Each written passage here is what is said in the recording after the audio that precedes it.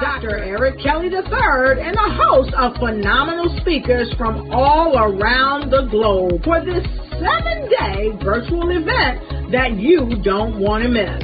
The mission of the Black Business Expo is to raise scholarship money from kids all the way from high school all the way from college. The Black Business Olympics is one of the largest Black business showcases in the world. It is an opportunity for businesses and companies to showcase their businesses globally. We are going to be giving away laptops up to $5,000 away to students.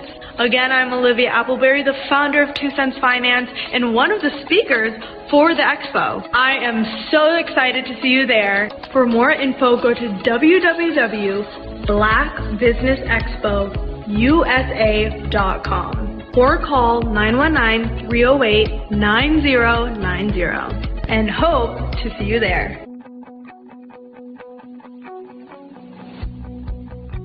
I am Black Business. From the moment I wake until the time I sleep. Yes, I am Black Business. I am Black Business. Tell me, are you Black Business? I am Black Business. Do you support Black businesses? Listen, I support Black business because I am Black Business. Black Business Expo, one of the largest business showcases in the history of Black business in the world. The world! Sign up today at www.blackbusinessexpousa.com or call 919-308-9090. I am Black Business. I am Black Business. From the moment I wake until the time I sleep, I am Black Business. I am Black Business. Are you Black Business? I am Black Business. Do you support Black businesses? I support Black business because I am Black Business.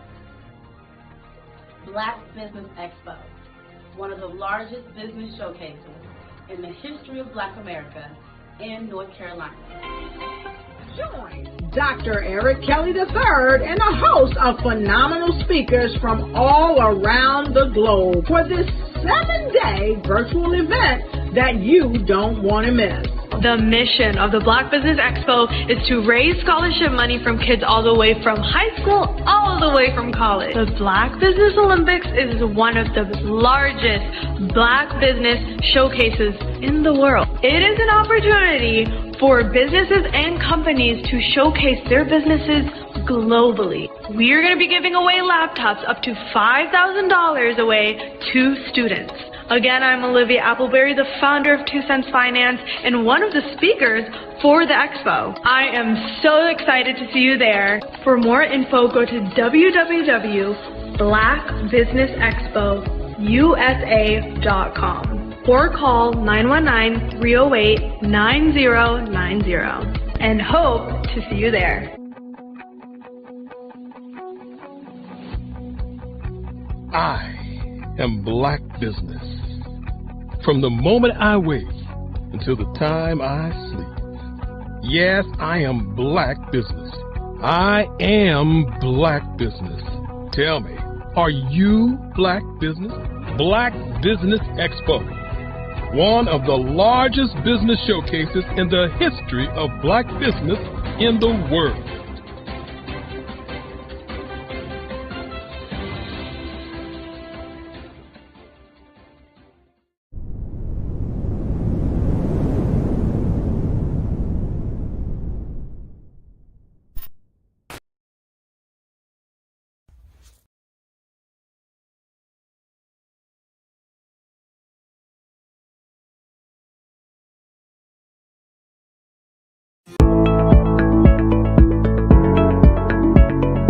Prepare for what's coming and dominate in economic winter. Stand strong and thrive by showcasing your great products and services globally through the Black Business Network and Black Business Olympics. The Black Business Network has showcased over 2,000 companies with over $7 billion in sales each year. Over 10 million attendees have viewed the rebroadcast each month.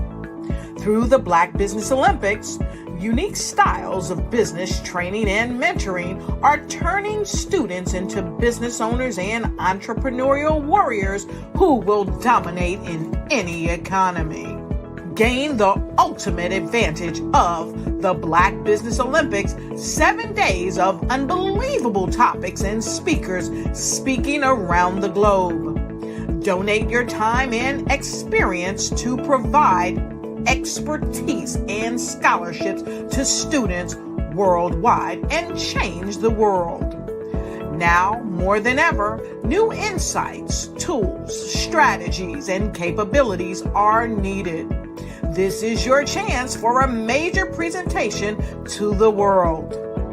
Fill out the form and join the more than 2,000 speakers who have presented to over 200 countries. Join the Black Business Network streaming live into the Metaverse, STEM City, Black Multiverse Enterprises, Hulu, Amazon, YouTube, iHeartRadio, Apple, Facebook, LinkedIn, Pod TV, IBM TV, Spotify, and Google Podcasts. Sign up today. Spaces are limited, and we will see you there.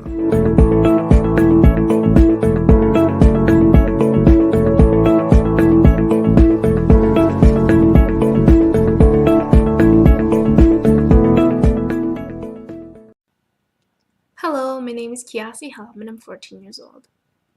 I think my genius would probably have to be setting goals and achieving them. I say this because ever since I was young, I always wanted to be an author, and at age 11, I ended up achieving this. But not only did I end up becoming an author, I ended up becoming a public speaker, a publisher, a business owner, all these great things.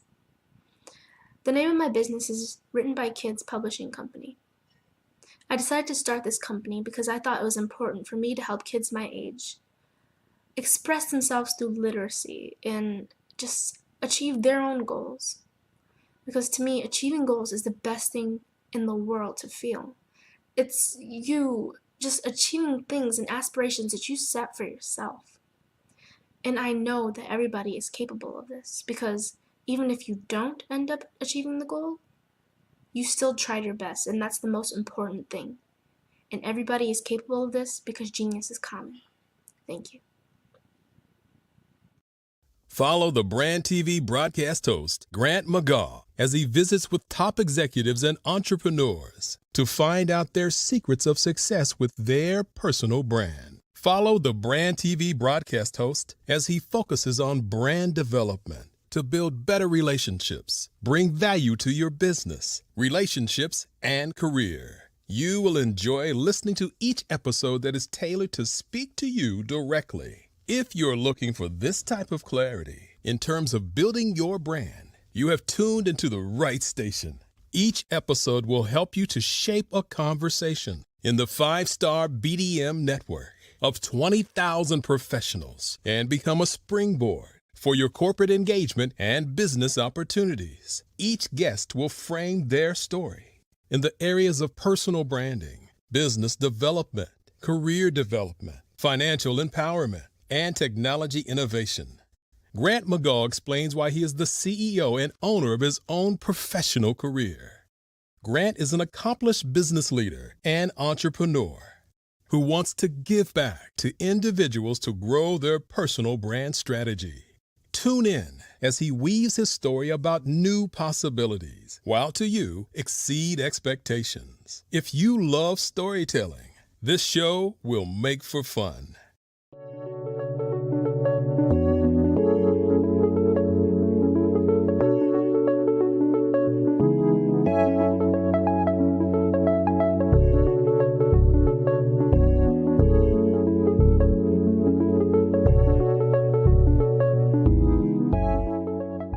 passion has been around helping communities of color and historically underrepresented and underserved communities, minority, rural, veterans, persons who are differently abled, in the intersection of education, innovation, technology, industry, and let's throw some entrepreneurship in there just for fun.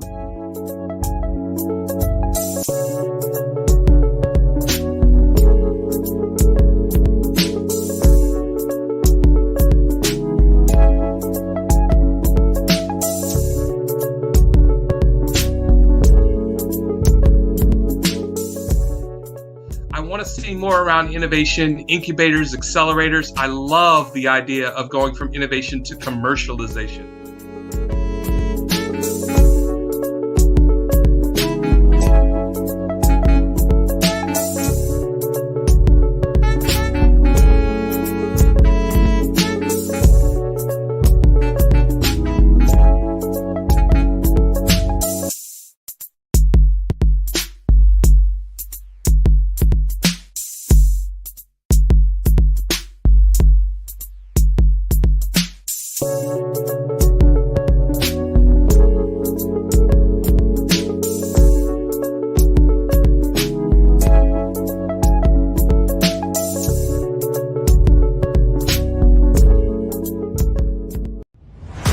Social media is evolving. It's more vibrant, more colorful, more energetic, and so are you. It's not just photos anymore.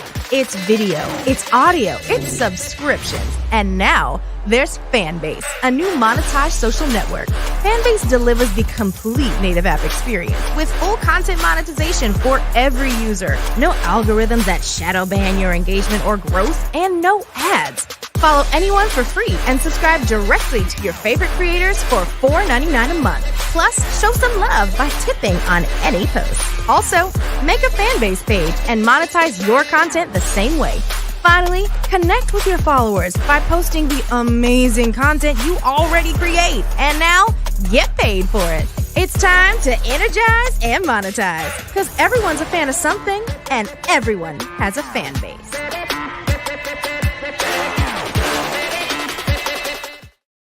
Five-Star BDM, Brand Development Masters, is a professional consulting and advisory group keenly focused on business development services for the small to mid-sized business and entrepreneurs.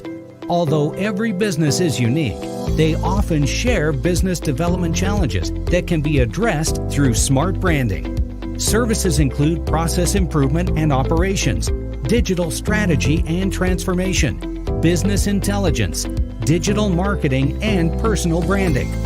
Our business and personal branding company has helped a number of professionals and organizations to optimize and grow. This results in more business, more opportunities, better reach, positive outcomes. Visit www.fivestarbdm.com today to learn more. What if you could build your own city? A place where every child can find nurturing people to help them achieve their full potential. A place where every adult can access job training support. Where health education is abundant. Where social justice ruled the land. A place without limitations. Welcome. You have arrived at STEM City USA. It is what every city should be. A safe and trusted community where you find people and resources to help you become everything you are and beyond. STEM City is unlike anything you have ever experienced. It is a digital twin of the world around you, only better. STEM City is about energy and soul renewal. It is more than a digital world. You can almost feel the power of live cultural events, music, and theater. STEM City promises a better future for children with caring mentors and hands-on activities with dedicated tutors to support our youth. STEM City is your passport to a healthy lifestyle with weekly events addressing our community's many issues. STEM City is your financial well-being with helpful information on wealth management, career advancement, job training, and so much more. STEM City is the community you deserve. It is the city where your dreams can come true. STEM City USA, a place in the sky that is accessible to all who reach for the stars.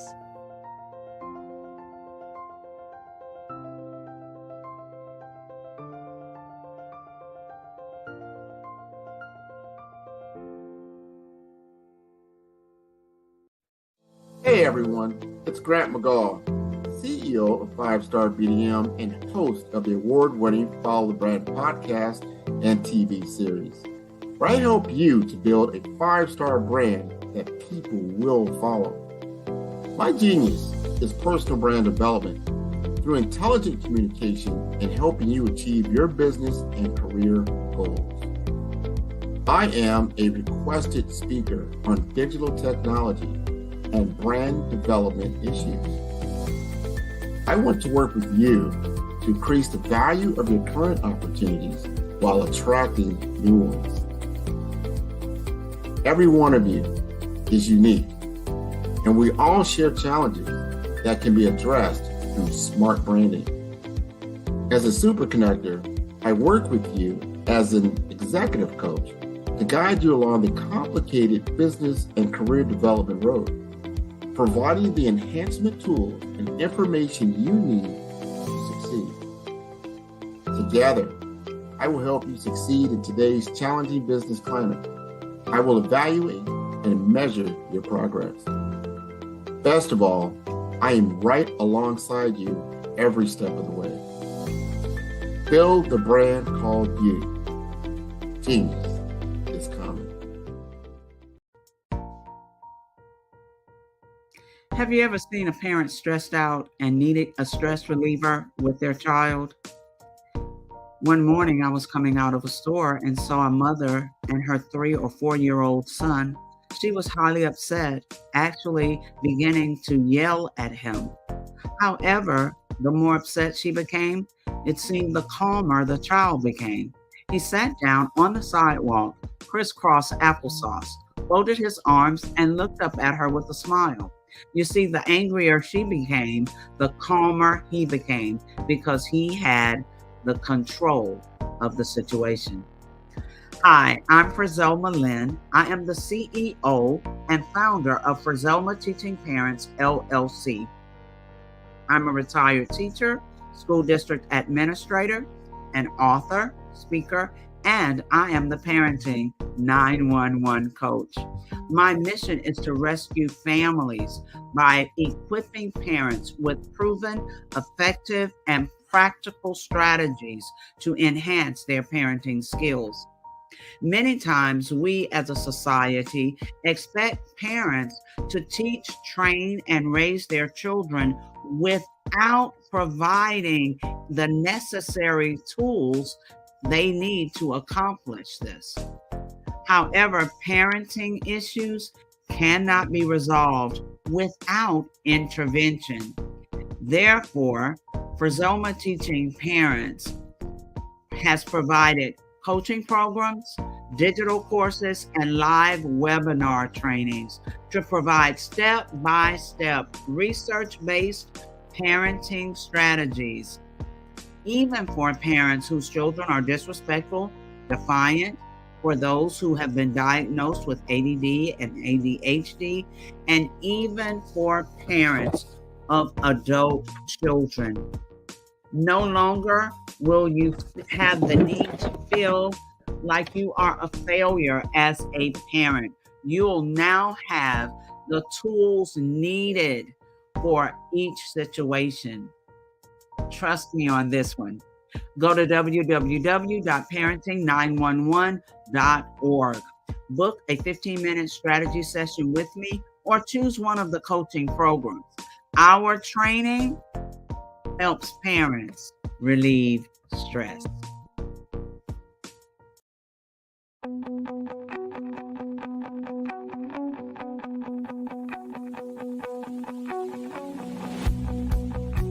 I am Black Business. From the moment I wake until the time I sleep. Yes, I am Black Business. I am Black Business. Tell me, are you Black Business? I am Black business. Do you support Black businesses? Listen, I support Black business because I am Black business. Black Business Expo, one of the largest business showcases in the history of Black business in the world. The world! Sign up today at www.blackbusinessexpousa.com or call 919-308-9090. I am Black business.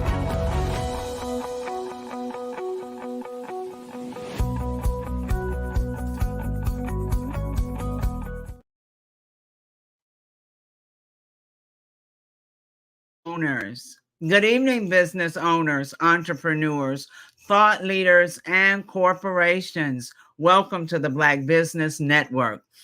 My name is Frizelma Lynn, and I am your business moderator for this evening on the Black Business Network. The Black Business Network is a 24-hour business network showcasing Black businesses, business owners, entrepreneurs, and thought leaders worldwide. We have speakers from North Carolina, London, Singapore, Africa, Japan, and cities all over the United States. The Black Business Network is a global community sharing its business knowledge to empower, inspire, and educate businesses about business. Our first speaker is Kimberly Michelle, also known as the Purpose Pusher, a remarkable and highly sought after kingdom visionary, mindset coach, speaker, educator, and successful beauty and wellness business consultant. Most recently, the recipient of the 2023 Presidential Lifetime Achievement Award from the President of the United States. The 2023 Trailblazer Award from the Herpreneur Network, and the 2023 Woman of the Year from the Gentleman's Course.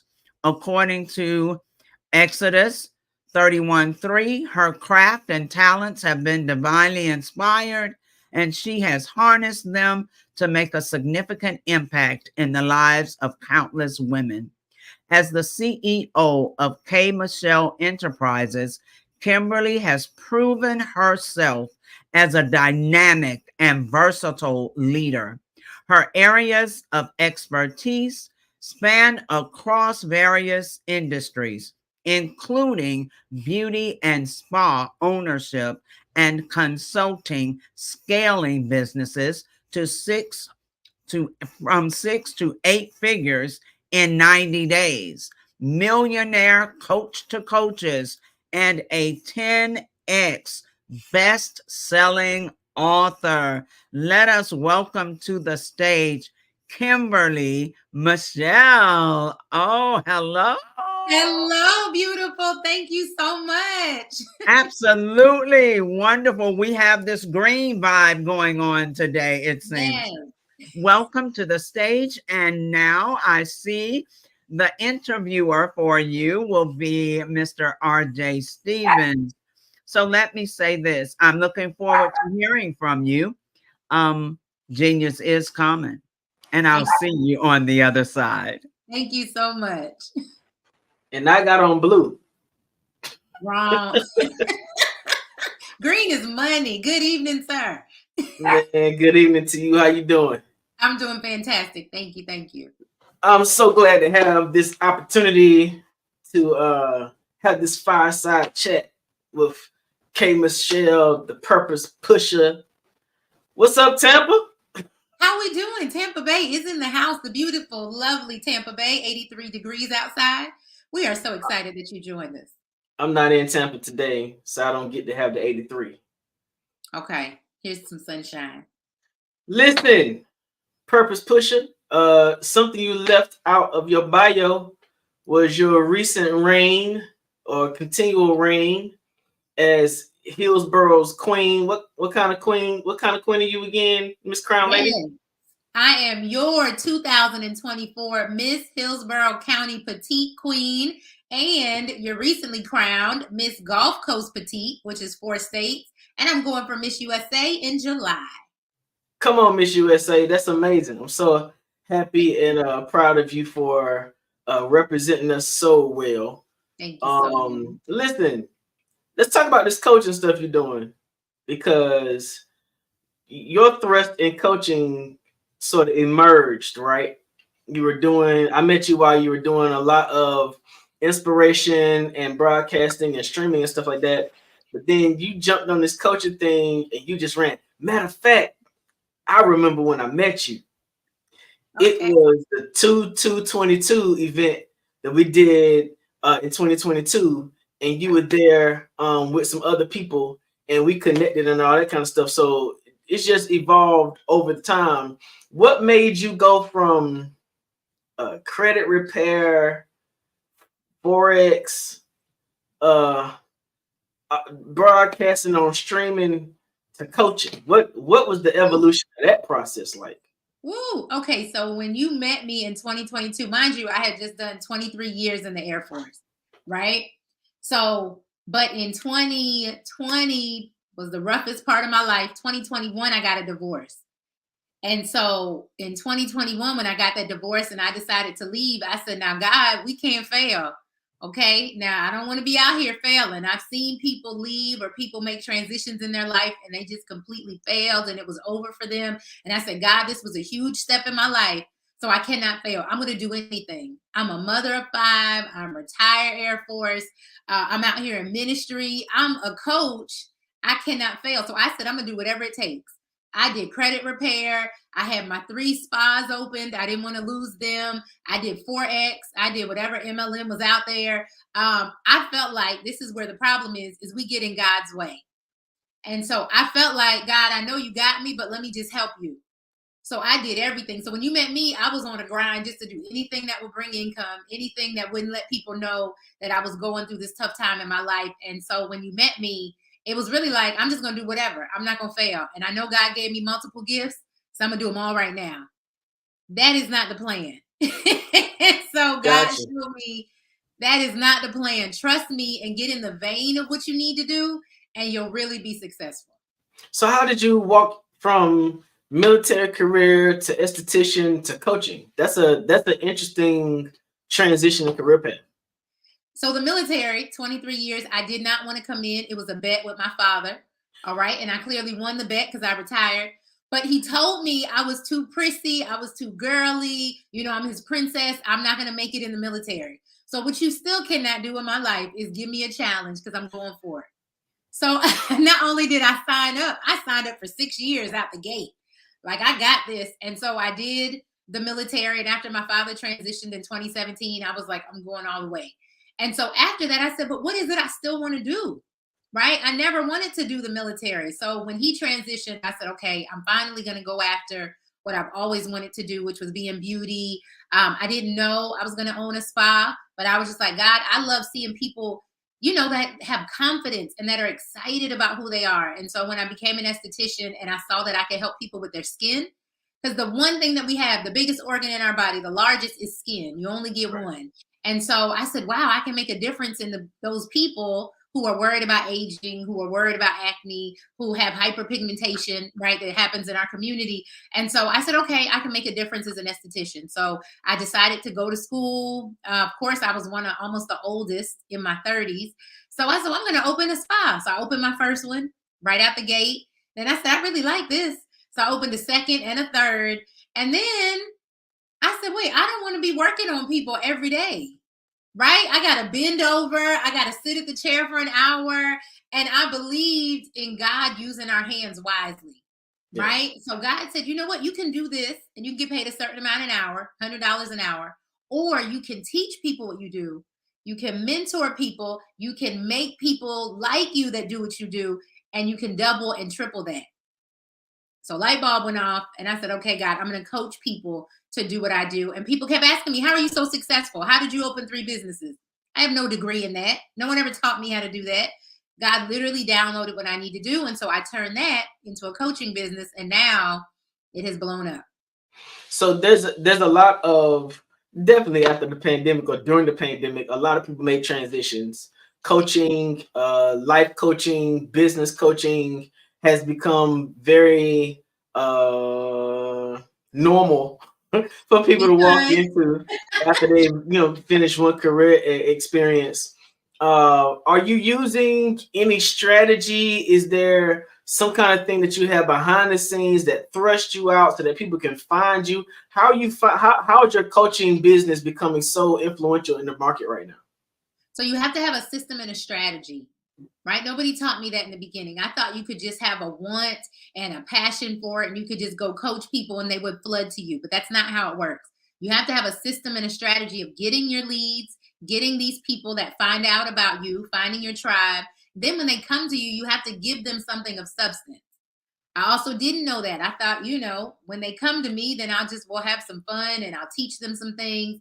I did not know I needed to have substance and actually see transition happening for them. Actually have real numbers, real goals, and something really that I could define that actually showed they had a change. Otherwise, they're not going to pay me, or they're not going to pay me what I deserve, because now it's just a hobby and I haven't really given them some concrete evidence that they've had a change or a breakthrough.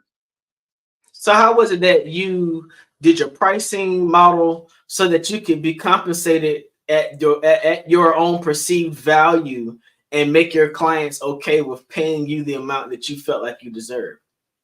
This is my biggest part. Many people go out and just make up a number. You cannot do that. So I invested in myself first. And so I had to pay what I expected other people to pay me. So when I went out saying, I want somebody to pay me $500 or $1,000, I had never invested that much in my own craft. How could I expect somebody else to pay me that? So I started investing in coaches and mentors and actually paying the price and doing the work, paying $5,000. I paid over $20,000, over $30,000 for the coaching that I needed, so I could turn around and say, hey, my coaching is valued at $1,000 because I have my certifications. I've done the work. I've even done the personal breakthrough work, so now I can assist you. So that's what happened. My pricing model did change. I know a lot of people, even when I teach this, they're scared to find out what their worth is, what they should charge. But you have to sit down and you have to look at what you offer. You have to sit down and see what sets you apart from somebody else. You have to look down and see your education. And then what kind of breakthrough are you bringing to the person? That's going to determine your pricing. So you're talking about developing a unique perspective towards a person's transition, right?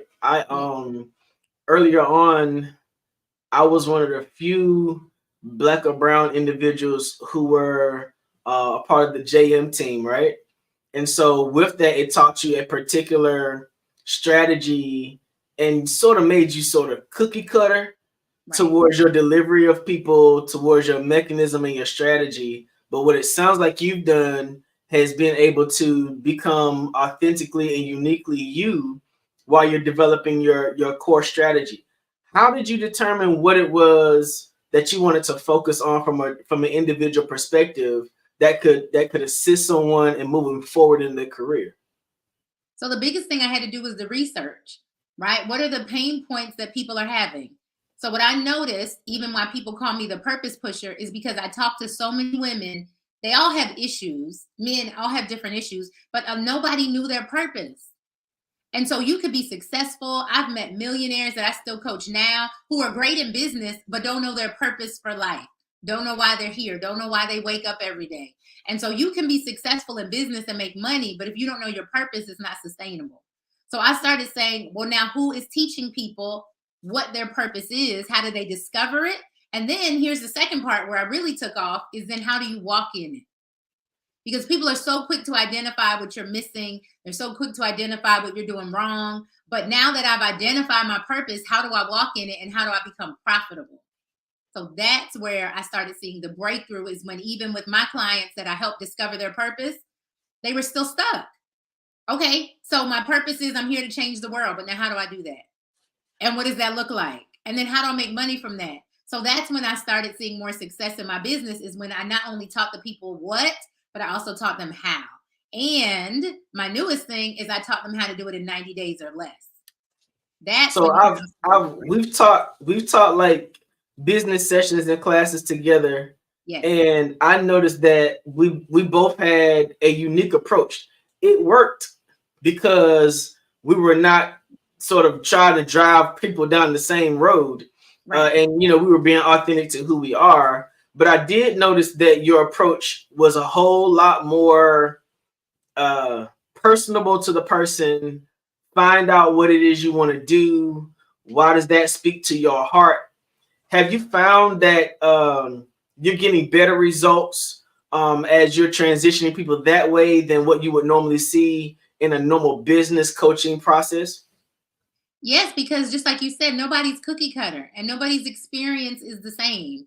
So even for your purpose, I still have to identify what sets you apart specifically from somebody else. Because like you said, there's so many coaches out here now. There's so many people that want to have, a life coaching business or mindset coaching or transformational coaching. But what sets you apart? So the first thing I do with my clients is a discovery call. We are going to discover what makes you different. What is your niche? What I love is like when I get people in the medical field, right? Because you were a nurse. So you physically help somebody. You physically help heal them. But now as a coach, you can help heal their mind. You're just, you're a double, what's the word? You're double threat. You can really help somebody more than in just one area, because now you can apply your medical principles. I had a young lady. She's my favorite one so far. She went to jail, right, for doing money laundering. She did some bad things with money. So she tells her own story. She went to jail for that. When she got out of jail, she said, I'm going to do it the right way, and I'm going to make money the right way. She started doing that, started a coaching business. But then she got in front of some Caucasian people, and because of her past, she said she didn't know how to reach them. I said, don't be afraid of your past, address your past. So now she took her past of being in prison, being behind bars, and used that to deal with the mindset of those people that were wealthy. So she taught them, you might be wealthy, but you're still in a prison of your mind. What would it feel like for you to come outside of that? What would it feel like for you to be free? And she said that blew her to her $1 million range, because she started not being ashamed of her past, but using her past to catapult her. So find out what your niche is and work in your niche. Wow, that's amazing. So find out what your niche is and work in your niche. Yes. But how you learn to find out what your niche is when you were in a military environment where they sort of make everybody wear the same thing, eat the same thing, go the same way? What was it about the military experience that you brought over to the coaching experience that made you more effective? What I love about the military is that they're doing it intentionally, right? So everything we do has to be intentional. So they intentionally make you all the same, break you down, so you'll be at the same starting point, because everyone comes from different backgrounds, different mindsets. So the military breaks you down to build you back up, and then you can express yourself. Many of us just want to express ourselves, but no, you need to be broken down. You need to conform to something first, get your foundation, and then you can grow and expand from there. But let's build the house first. Let's get the foundation before you're trying to tell me about the inside and the crown molding and the different floors. We just need the foundation first. Do we have a house? Because you're too worried about what's going inside. So the first thing you have to do, even with your business or be successful in business, is what is your foundation? Who are you marketing to? What are you trying to sell? What is the reason for you doing what you're doing? You're doing because business is not easy and it's not always fun. So if you know your purpose for doing it, it changes the way you do business. That's awesome. If you know your purpose, it changes the way you do business. Now, what if I am knee deep in business, invested in, like locked and loaded, but I realize one day that I don't have passion for this anymore? What do you suggest for people who are looking for a moment to transition? First of all, passion will not get you anywhere. I love having these conversations with you, RJ, because passion is what our problem is anyway. We are chasing passion. Stop worrying about what makes you feel good and what makes you smile. No, it's what do you purpose to do? Right? I'm sure there's a lot of things in life that you could be successful at, but that is not your purpose. So if you are knee deep in something that you just have a passion for, you need to stop and refocus and probably redirect yourself. First of all, there's nothing wrong with redirection before it's too late. Okay. Many businesses fail because they're afraid to redirect. They're afraid to refocus. They're afraid to admit they got it wrong. You can look at companies like Amazon, right? Just started off doing books, but what is he doing now? Where have they refocused now? Where have they repositioned to, right? Walmart. People say, oh, Walmart was doing great. But then Walmart said, we got to jump on the digital train. We got to jump on having shoppers. I was in Walmart the other day. They have a new lane just for like these Instacart people. Because they said the Instacart people are having to wait in line, which makes their time too long. And now people aren't tipping them. So Walmart came up with a special lane just for online shoppers. So they're keeping up with the trend. Sometimes you just have to refocus and redirect. Don't just go out of business because you're knee deep in a passion that doesn't work anymore. So you're talking about focusing and redirecting, and now you redirecting to pushing your passion as the petite princess. Not a passion. What's going away to P word? How does what you've been doing line up with your purpose as you're showing it as you've been pushing towards being crowned as a queen to represent these communities as a petite queen? How did you pull all that together? So again, it was a challenge, right? It was on my list that I was always going to be in a pageant, just wanted to do it one time. But when they told me that I could represent my platform, when they told me I could travel around the world telling people about my platform, it changed my life. So my platform is called Die Empty, which literally means living a life without regret. So if I'm saying that I want to die empty, I want to live a life without regret, that means at 43 years old with 5 kids and divorced, I'm going to get up here and do a pageant with these young kids. Let's go. Because the category is like 28 to 44. And so I had to think about it. I'm closer to this range, right? Maybe I should do the next one. I said, no, I'm going to go out there and I'm going to give it my all. So my very first competition, because I got Miss Hillsborough, but then I went so let me tell you real quick. Miss Hillsborough County, I made it, which put me in running for Miss Florida. So my very first pageant, you got to do a bathing suit and all that stuff. And I said, now listen, y'all, I'm in ministry. So my bathing suit going to look a little different. Okay. So my very first pageant, and I got first runner up for Miss Florida. And so I was tempted to say, now, Lord, this was fun. We did it. I'm done. And afterwards, so many people said, this was your very first pageant. You got to go to Miss USA. And I said, nope, I just wanted to do this one time. Do you know I got a call and they asked me from Miss USA, I got a call and they said, do you still want to go to Miss USA? I said, well, no, I didn't make Florida. You know, I made first runner up. Congratulations to the other person. She said, let me know. And if you want to compete, we have something for you. And so when they called me, they gave me Miss Gulf Coast Petite. I qualified for that. So I'm fighting over one state of Florida, sad because I didn't get it. When they called me back to say, you got 4 states that you made it over, which is 2% of all the people that ever applied. So I said, God, again, I got out of God's way. I just wanted to do one and tell my little platform. And God said, I got 4 states for you. And now you can tell your platform when you go to Miss USA in Chicago in July. I'm super proud of you for even venturing into another avenue, another field to embrace the challenge. And I look forward to what's going to happen with you next. Tell the people how they can find you.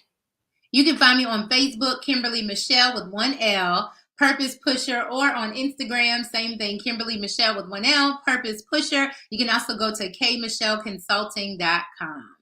Well, welcome to the Black Business Network. I think you've done amazing up here, and we look forward to seeing you at another time. Miss Frizelma, where you at?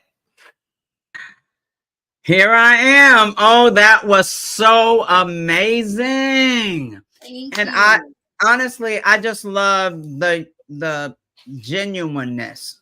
You know, you just kind of enjoyed yourself. And then you gave us all of this information. So we appreciate it so very much. Thank you so much for having me. Yes. Yes. Genius is coming. And I'll see you all on the other side. The Black Business Expo's mission is to raise funds for high school seniors going to college or K through 12 entrepreneurs. This expo is a fundraiser for students who may go to www.blackbusinessexpousa.com to donate to the scholarship fund, or use the Cash App that's on the screen below, $BBXUSA. Our goal is to give laptops and up to $5,000 to 10 students. Students can register online at www.blackbusinessexpousa.com.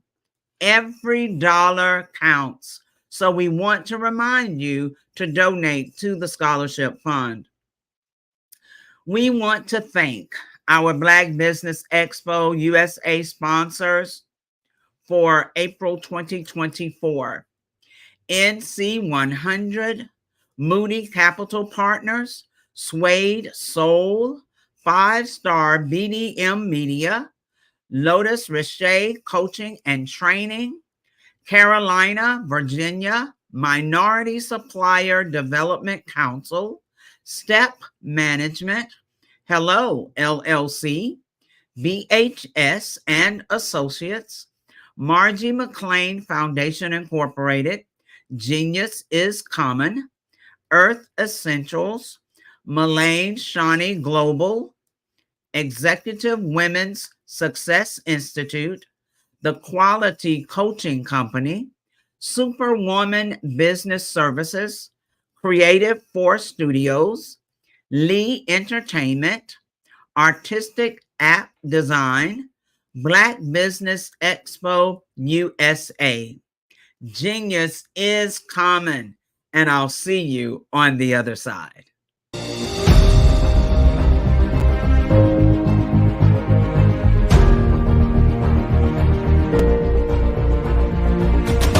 Hello, ladies and gentlemen. Allow me to introduce myself. My name is Tara Bush, and I am the co-founder and COO of the Hello LLC, where our mantra is helping everyone live life optimally. And more importantly, helping entrepreneurs leverage leading-edge optimizations. We help businesses build, brand, automate, and pivot into the future. With over 22 years of corporate C-level experience, I carry a wealth of knowledge and expertise in my professional portfolio. My professional journey has encompassed various facets of business, executive leadership, project management, marketing, systems, space planning, and strategy implementation. I have had the pleasure of partnering with and managing multi-million-dollar projects for the top Fortune 500 companies, prestigious universities, and well-known sports teams around the world, like ExxonMobil, Apple, Samsung, Citgo, HP, Ziegler Cooper, the Houston Astros, the Dallas Cowboys, Bank of America, and Vanderbilt University. What fuels my drive is a passion for innovation and creativity that knows no bounds. I thrive on pushing the boundaries and thinking outside the box to bring fresh, ingenious ideas to the forefront. I turn visions into reality. As a leader, I am a steadfast advocate for integrity and creativity. I am driven by a profound desire to help individuals and businesses create their own return on time investment while leveraging technology. At the Hello LLC, we are more than just a 3D digital marketing agency. We are a community committed to helping, building, and thriving together with integrity. We can either show you, teach you, or do it for you. We believe in the power of innovation to transform the status quo. My fellow professional powerhouses, in the spirit of abundance, I firmly believe that there is enough prosperity in this world for all of us to thrive together. So, I invite you to make the pivot because the future is already here.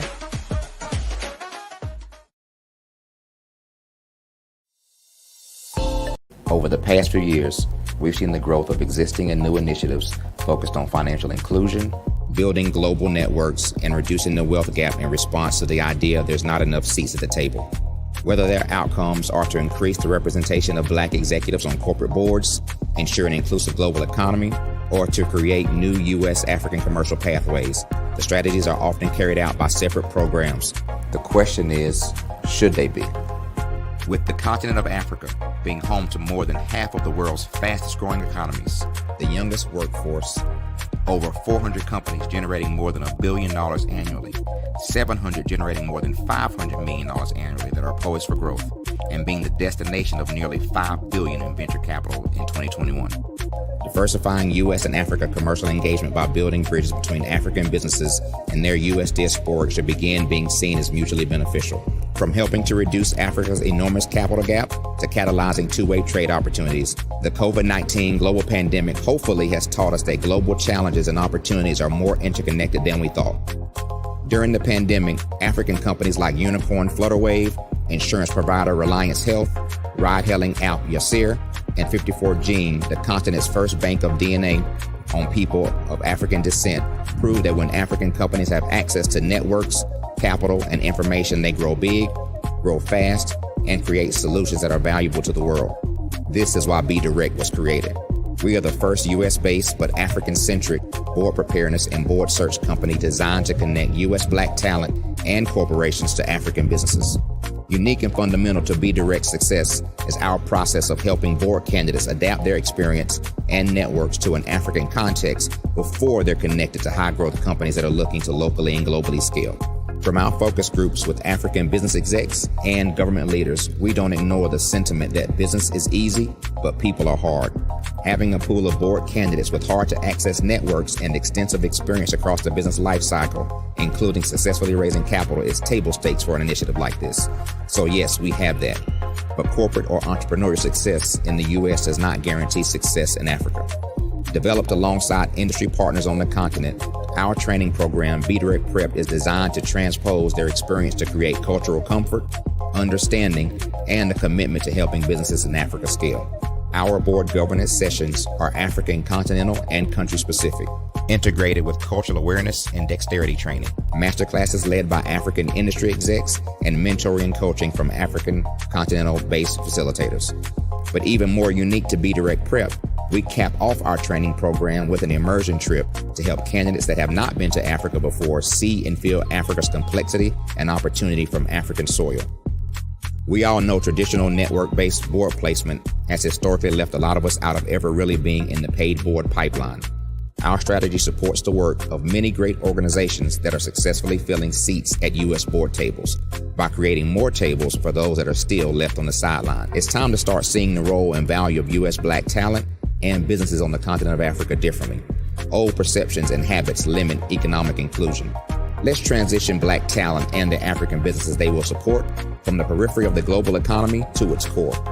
Living in a global lockdown, we all know now how fast local and global economies can change, and see the value of having businesses that hire, strengthen local value chains, and even grow globally. Status quo in any form holds back progress. We must democratize U.S.-Africa commercial engagement by socially and economically connecting cultures that have long been disconnected. It's time for Africa's U.S. diaspora to redefine their global value by helping African businesses scale continentally and globally.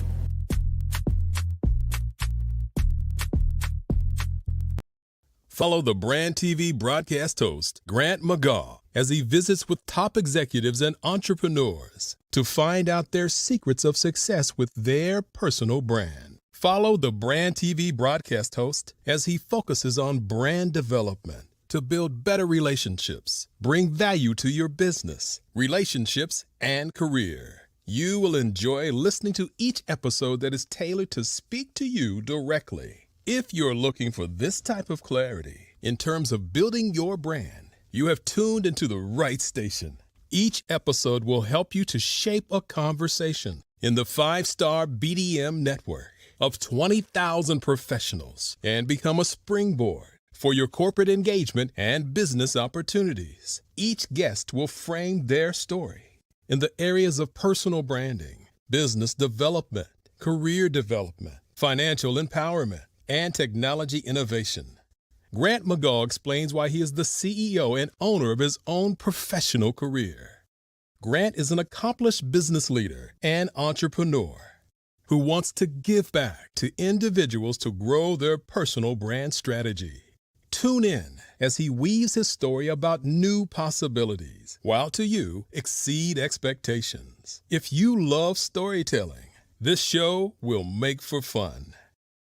Phenomenal Tanya T. Wise, who is here from the great state of Maryland. Tanya, welcome and thank you for being with us today. Can you indulge our audience a little bit and tell them just a little bit more about who you are and what it is that you do? Well, I love being able to talk to people and have a magnetic attitude, being able to just show them. So I always like to say, level up is Coach at Tanya T. Wise here. So can you tell our audience, just give them a teaser about what your presentation will be about? So my philosophy is that we should all be living our dream life. So tomorrow I'm going to talk about how you start living your dream life. What are some of the things that you thought about in your childhood that you just kind of let go and dormant? Wow. And I want to reignite that and just give you some pointers and some tips, some tools, some strategies to be able to start living your best life now. And guess what, Wanda? And leave an inheritance for your legacy. Oh my goodness. Okay, I know that's resonating with a lot of people. I've heard that you have a dynamic coaching program. Can you tell us a little bit more about that? Absolutely.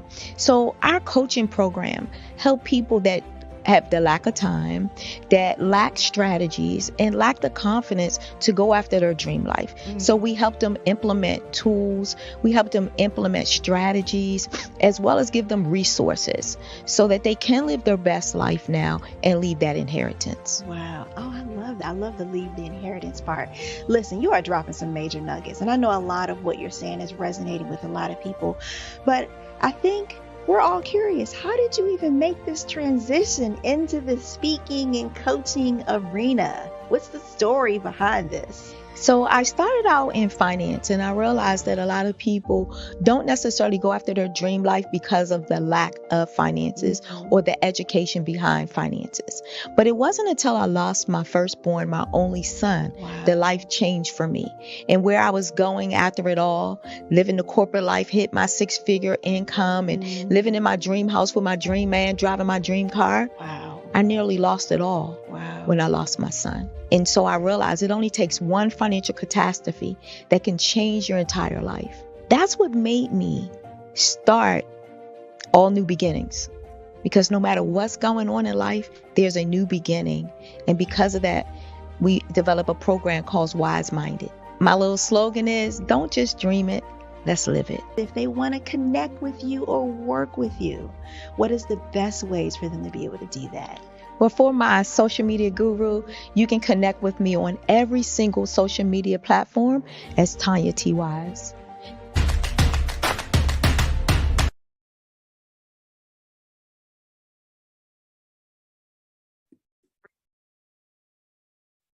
Hello, I'm Dr. Madeline Ann Lewis, President and CEO of the Executive Women's Success Institute.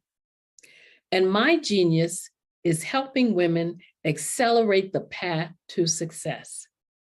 You know, I was blessed to have strong women in my life who encouraged, motivated, and pushed me to do my best and to never even think about giving up on my dreams. So I say to women, we must show up to rise up. We have talents and potential, but who will see them if we don't speak up and get noticed? I know that women are a tremendous resource on this planet, and there is nothing more fulfilling than helping a woman tap into her full potential. I do this because I want to be a part of helping as many women as I can to show up, to rise up. I do this because genius is common.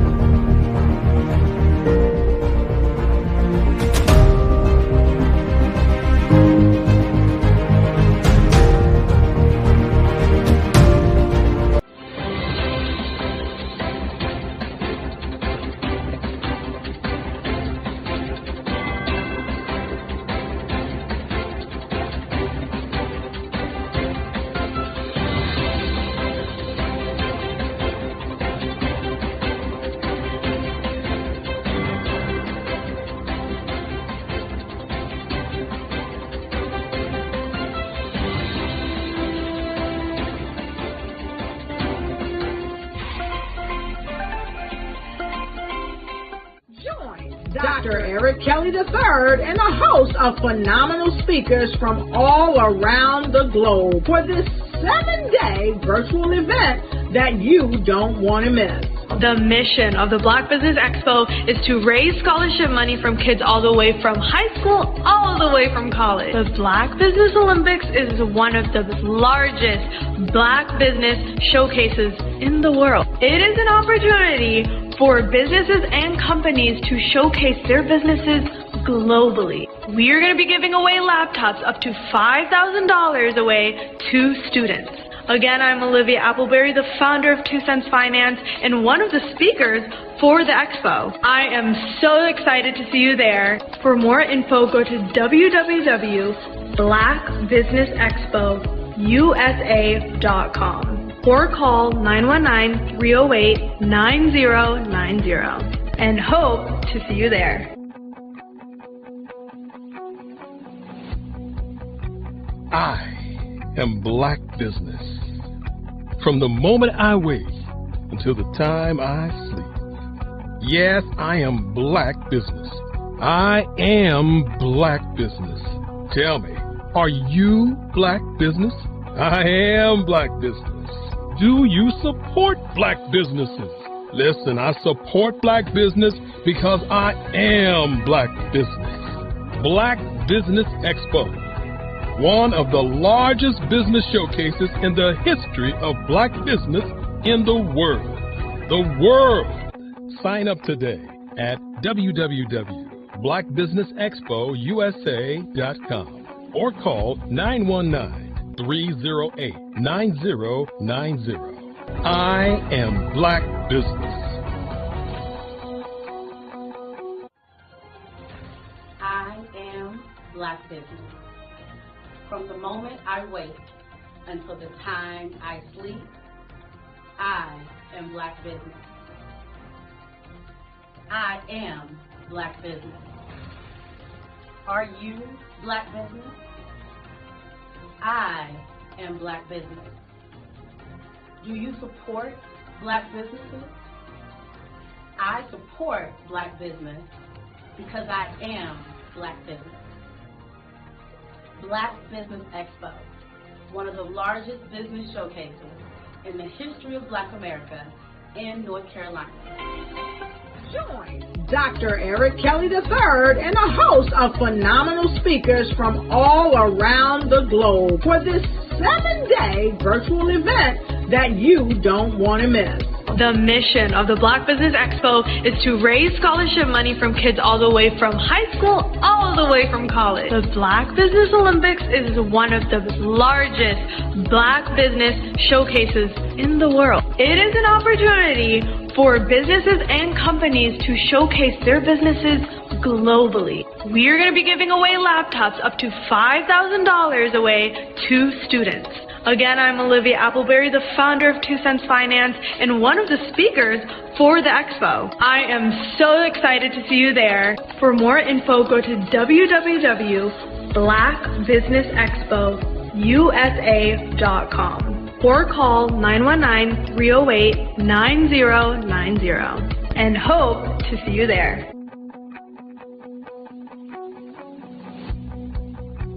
I am Black Business.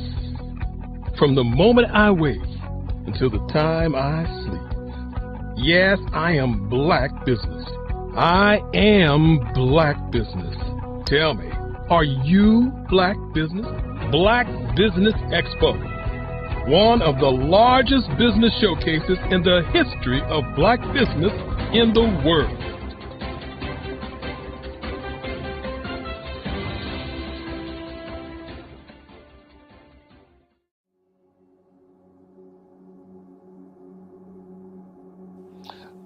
I was born and raised in southeastern West Virginia, the coal fields. My father was an AME minister. For me, I was very fortunate. Even though I grew up in the segregated South, I was surrounded by flourishing Black businesses. Doctors, lawyers, bankers, dentists. They were all there and they were all successful. And I guess that's part of my dream, is to see that success come back. My name is Joseph Simmons, and I am the founder of the Center for Micro Entrepreneurial Training. We have this moment in time where we can change the trajectory of people. And our focus is on women, Black and brown entrepreneurs, and their access to capital, their ability to build thriving businesses, the ability to employ people. There's a study that showed that in those three communities, especially Black and brown communities, $1 stays in those communities for 30 minutes. In white community, $1 stays in their communities for 8 hours. So think about it. For you in a Black or brown community to get gas, to get food, to go to a restaurant, you've got to leave your community, take those dollars out of that community and take it to another community that's already being well served. So if we can reverse that, if we can go from 30 minutes to an hour to 2 hours, that's progress. That's what we need to do. I was with SCORE, and then in May of 2020, of course, the events happened in regards to the murder of George Floyd. The other thing that I was experiencing was the denials of federal funds for small businesses. And it revolved around one thing. These businesses were not being prepared for grants and for government programs. And I came up with the idea for the Center for Micro-Entrepreneurial based off those two things. Morgan Stanley had a report out in 2020, first quarter, and it talked about there were 3 groups that were massively devastated by COVID-19 on their business. That was 1, women, number 2, Black, and number 3, brown entrepreneurs. The research showed that they had less cash on hand, they had less opportunity to go into a bank and get money, and they were very dependent on family and friends to keep their business up and running. If we can focus on those 3 groups, then we can have a dramatic impact on our communities. Really, the focus is on 3 areas. And those 3 areas are 1, the people, number 2, the courses, and number 3, a support network. Here at CMAT, we will provide you with the fundamentals for generational success. And you will be creating a vibrant community by attending our 5-day immersive training course.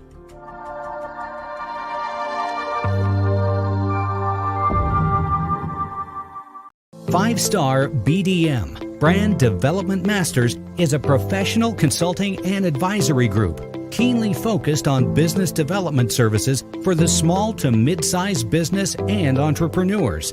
Although every business is unique, they often share business development challenges that can be addressed through smart branding.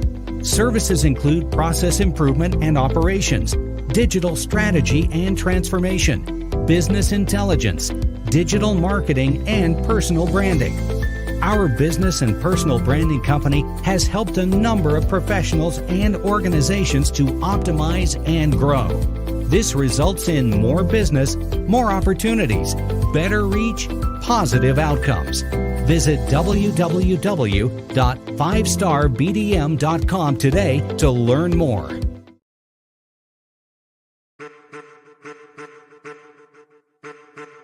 I am a child of the Most High God. He has gifted me in ways that I could not even imagine and didn't know.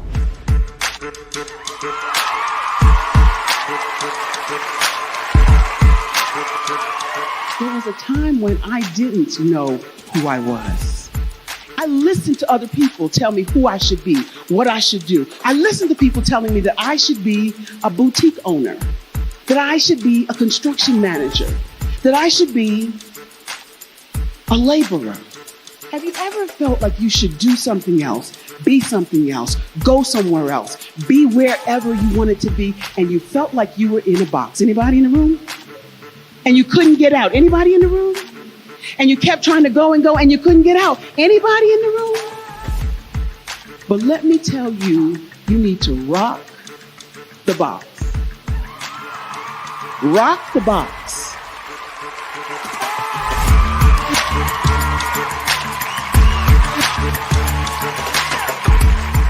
I am engaging, inspiring, and empowering.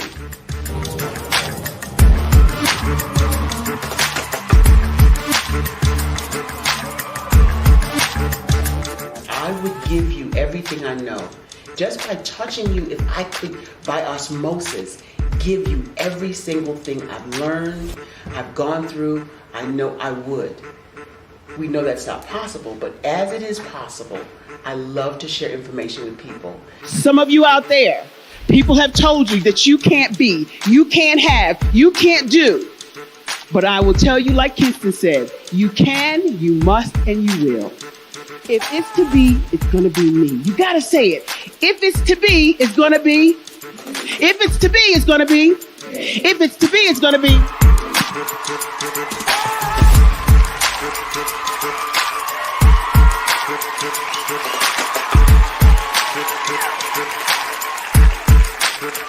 Barbara is because she believed what her mama said about her and not what other people told her.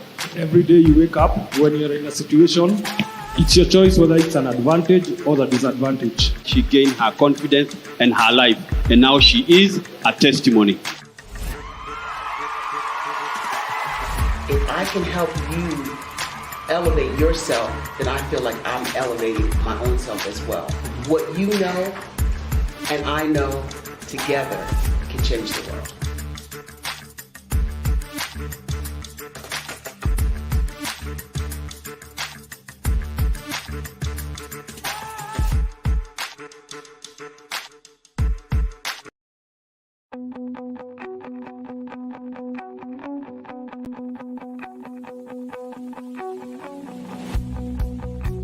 I am Black Business. From the moment I wake until the time I sleep. Yes, I am Black Business.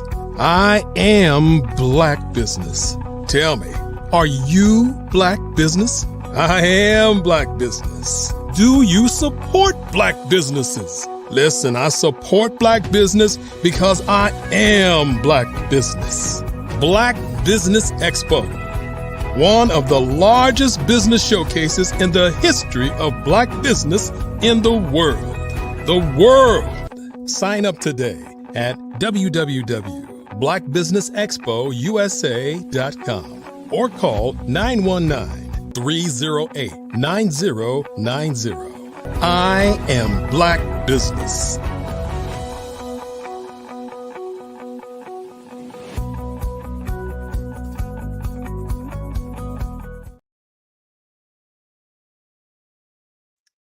Good evening, business owners, entrepreneurs, thought leaders, and corporations. Welcome to the Black Business Network. My name is Frazelma Lynn. I am your business moderator for this evening on the Black Business Network. The Black Business Network is a 24-hour business network showcasing Black businesses, business owners, entrepreneurs, and thought leaders around the world. We have speakers from North Carolina, London, Singapore, Africa, Japan, and cities all over the United States. The Black Business Network is a global community sharing its business knowledge to empower, inspire, and educate businesses about business. Our next speaker is Wesley Green. He is an entrepreneur that is enthusiastic about all types of businesses. He currently is the co-founder of Black Baron Transport LLC, along with Southland Freight Solutions LLC. He started his journey in the logistics in March of 2017. His first job was as a freight broker where he negotiated prices with trucking companies in an effort to get customers' freight moved. He fell in love with the art of negotiation, which made him look deeper into the industry as a whole.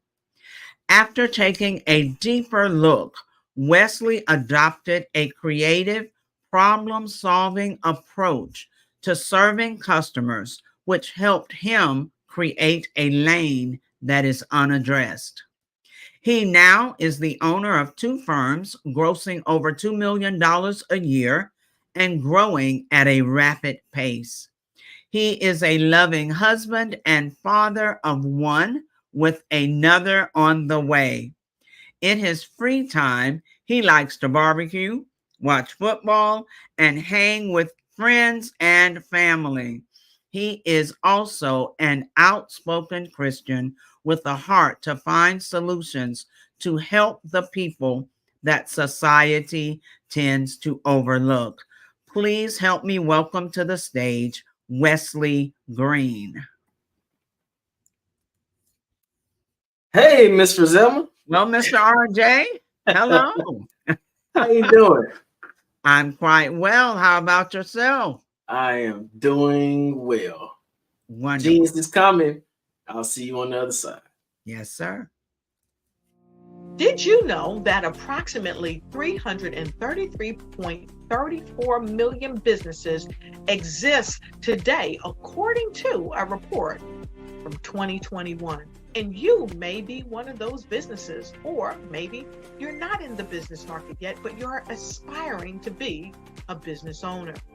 Well, guess what? You're in the right place at the right time. Because let's face it, everything is about timing and opportunity. Hi, my name is Dr. Lotus Richey, and I'm the CEO and founder of the Lotus Richey Coaching and Consulting LLC, along with the Lotus Richey Ignite Show. 15 minutes of success with Dr. Lotus Richey, as well as books to boom your business and bring who you are. And today, I want to bring this amazing message to you about the Black Business Network and the Black Business Olympics. See, the Black Business Network and the Black Business Olympics is designed to help people just like you, that's right, that look like me, to take their business to the next level. Not just in your front yard or your backyard, but globally. The Black Business Network and Black Business Olympics is designed not to just help you survive, but to help you thrive. So join us today as we come together with businesses all around the world to support our students, our children, our young teens, our young entrepreneurs. What we do is we come together to help raise funds for students who are aspiring to be business entrepreneurs, who are aspiring and who are thriving in college. We endow them with a wonderful opportunity to gain scholarship of either a laptop or several thousands of dollars. And we invite you to help be a contributor to this amazing opportunity to help someone that looks just like you. So join us today at our website and let us connect with you and help you ignite and take flight in every area of your life on the Black Business Network and the Black Business Olympics. I'll see you on the other side.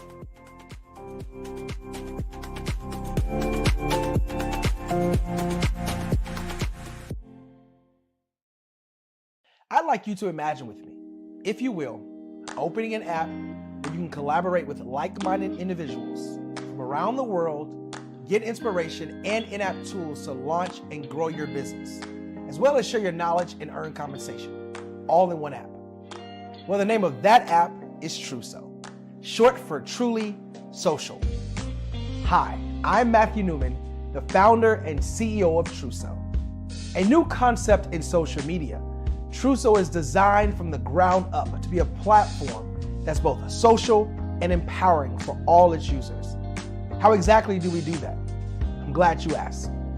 First, Truso brings the world together via video. Psychologists assert that video provides a significantly more effective connection than audio only. When you enter a community on Truso, you're face to face. Second, on Truso, you don't have to have 1 million followers to monetize. Our business model allows all hosts and moderators to monetize, no matter the size of your following, by 1, producing fee-based content, and 2, inviting others to join the platform as subscribers.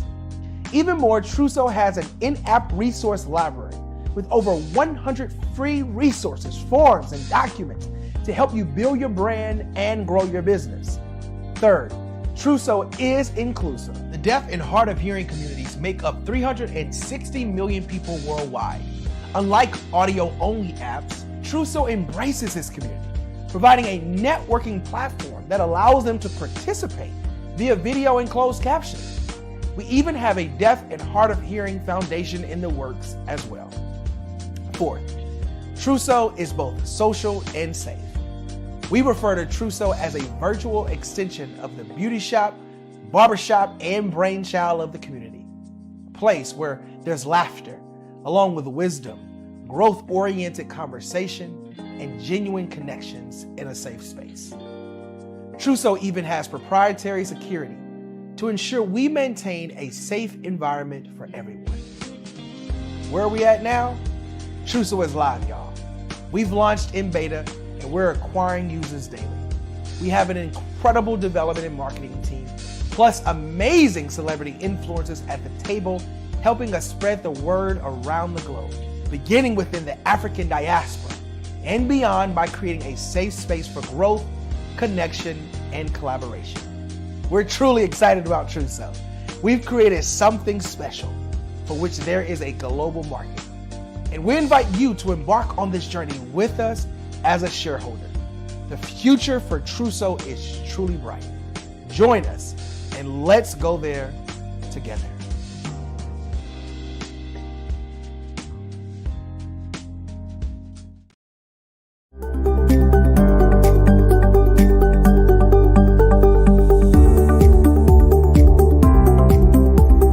My name is Katie Bennett, and I own Lexicon Presents Publishing.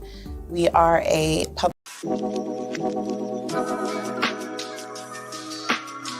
The African company and the African CEO is making a conscious decision to bring on someone external to the continent versus bringing on someone who is from Ghana or Kenya or South Africa.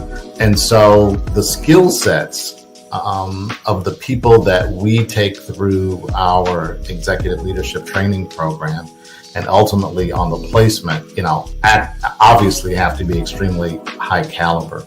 So what we look for are corporate executives at the vice president to C-suite level, as well as Black entrepreneurs. When we look at the Black corporate executives, we're looking for some very specific skill sets, whether that be around supply chain, sales and marketing, engineering, product development. We want our folks to be able to add immediate value to the corporate board, right? And the other thing is, even if they don't necessarily have specific industry experience, they're bringing a diversity of thought.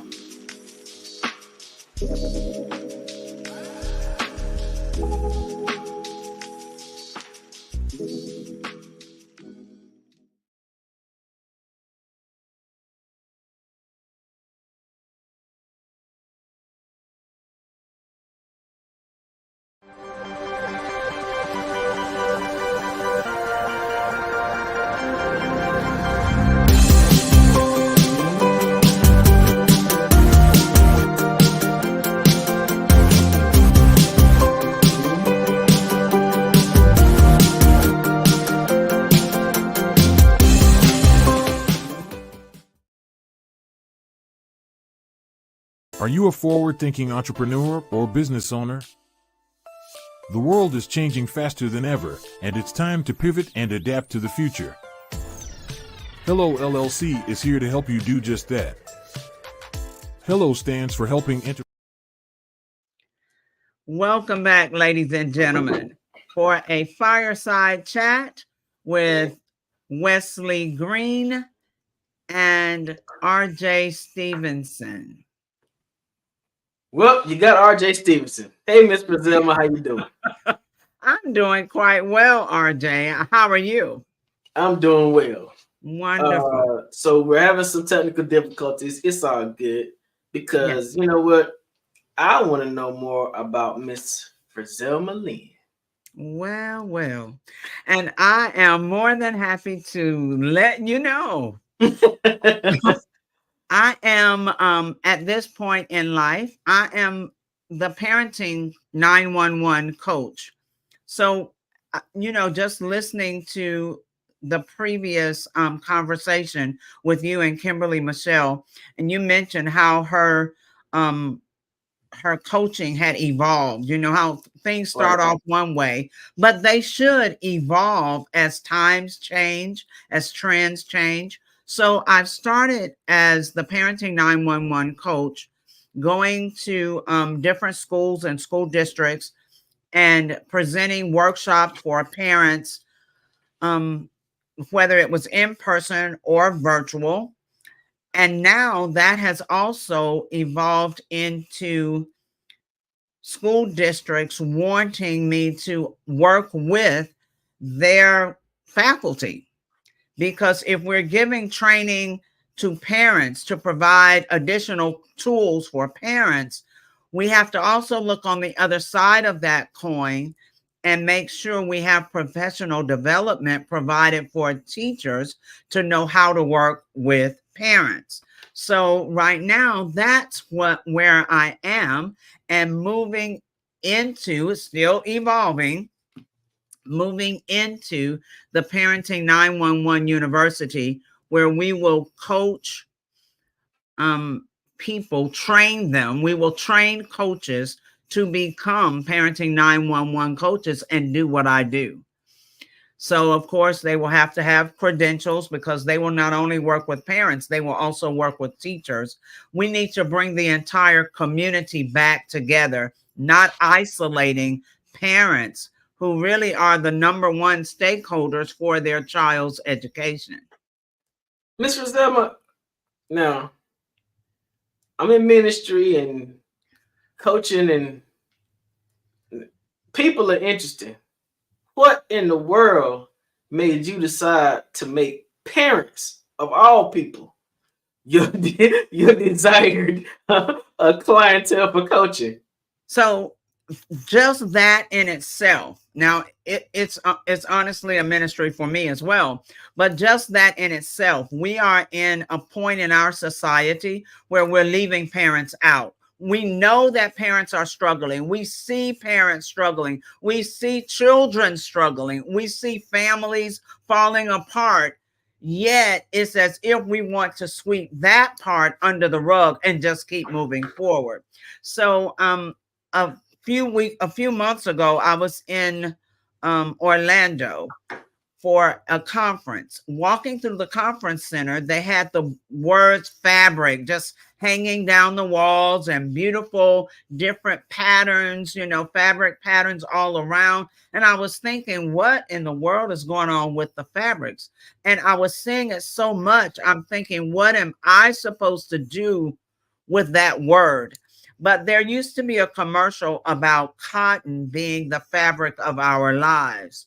Well, honestly, parenting is the fabric of our community, of our society. There is no way we can have a society or a community without parents. And it's best to provide them with the most effective research-based practical skills that they can immediately implement in their homes. We have to make sure that we provide them with tools, and we have to make sure that teachers receive compassion training and understand that they have to re-invite parents. I mean, genuinely invite them back into the decision making of the child's academic success. So, see, that mindset, parents, oh my gosh. Well, you know what? People said that to me when they found out I was a teacher and a school administrator. They're like, teaching? Oh my gosh. But those are the areas of life that build our foundation.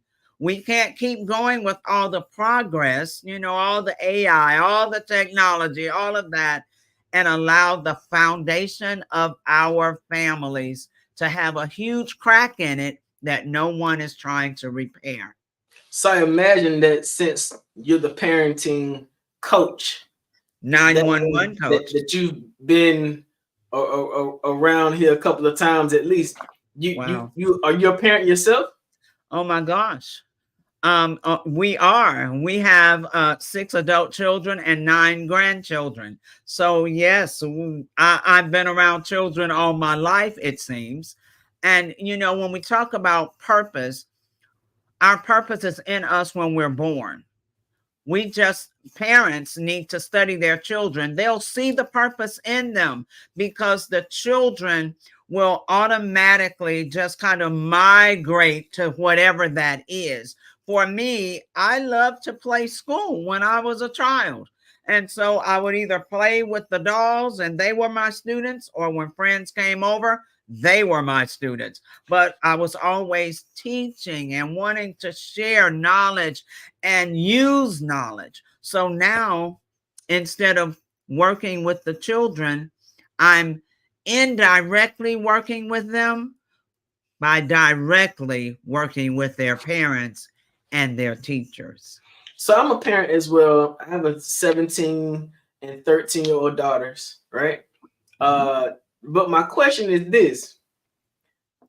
As a coach, how do you suggest that parents make certain that they're pushing their children towards uniqueness and authenticity? Because, you know, a lot of times parents tend to try to live their lives vicariously through their kids.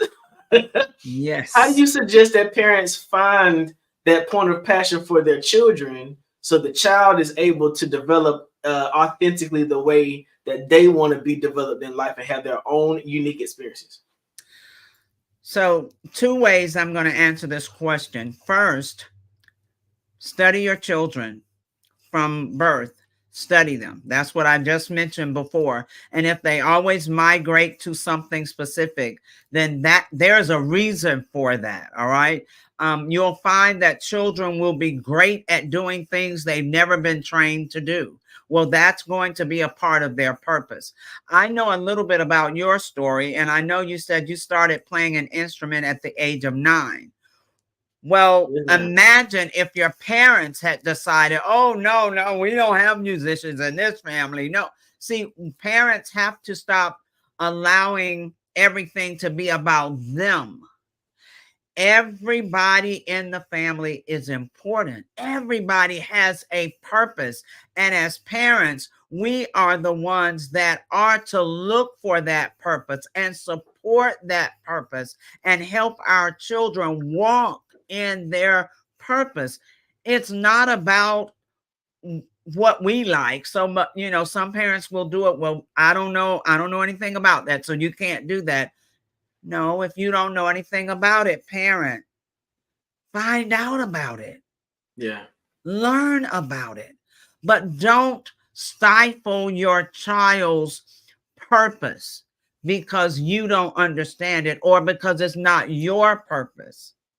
So we have to learn. Each individual has a purpose. And many times it's not going to be yours. Yeah.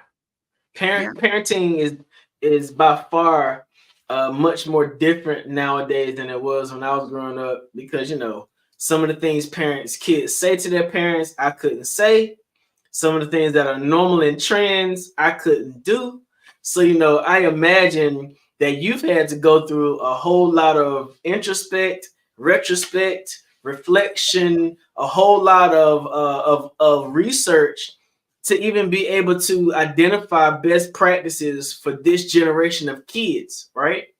Absolutely. How is parenting different now than it was in the past? Is there a different approach necessary to help parents learn how to be more effective? Yeah, so I'm so happy you said that parenting was different and not that children are different. My oldest aunt was almost 100 when she passed away, 99.9 years old. And she would always remind us that children come here the same way they always have. She said, children are not so different at all, but it's the parents and the parenting that's different. So in today, we have so many different reasons. There's not, a one size fits all. But for some younger parents, they may not have had a parent to model for them, at least not to model good parenting.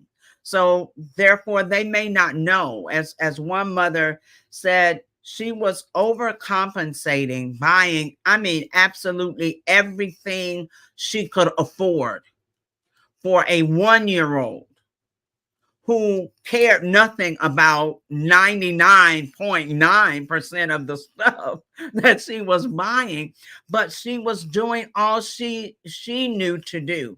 And in questioning her about it, she said, I didn't have a mom in my home. I don't even know what it looks like to have, to just be a good mother. I don't have a model. So for some parents, they're struggling because they didn't have a model.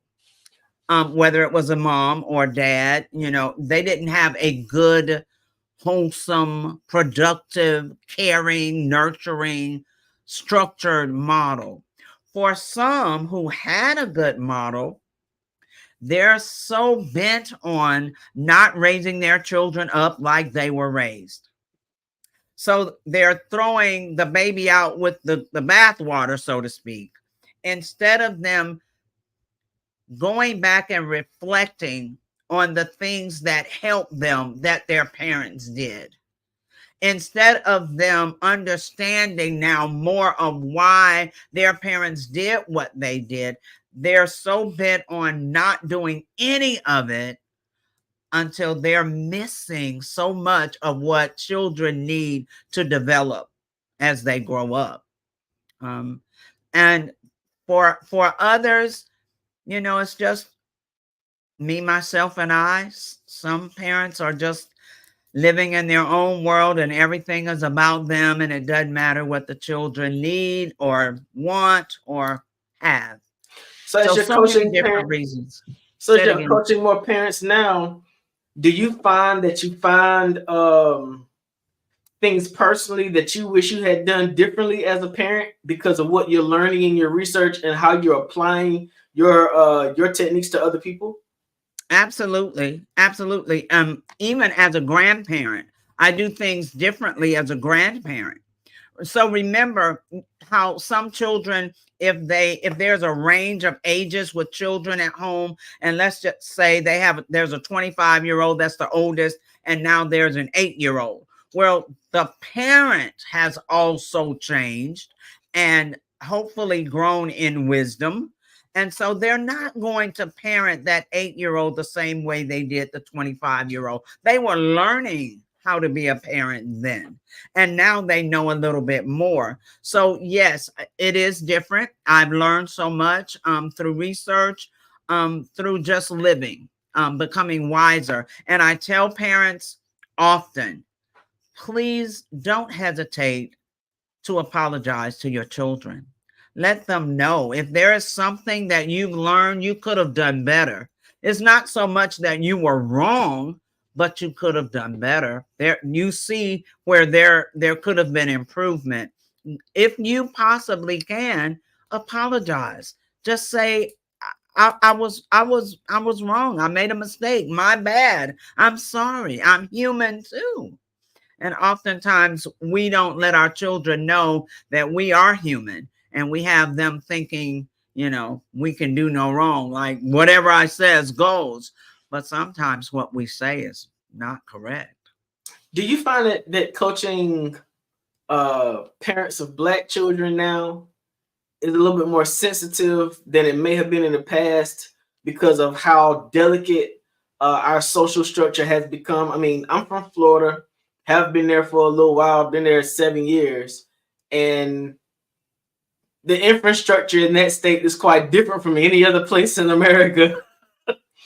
And raising a child in Florida as a Black family has got to be unique because of all of the erasing that is happening in our school system as an education about where Black people came from.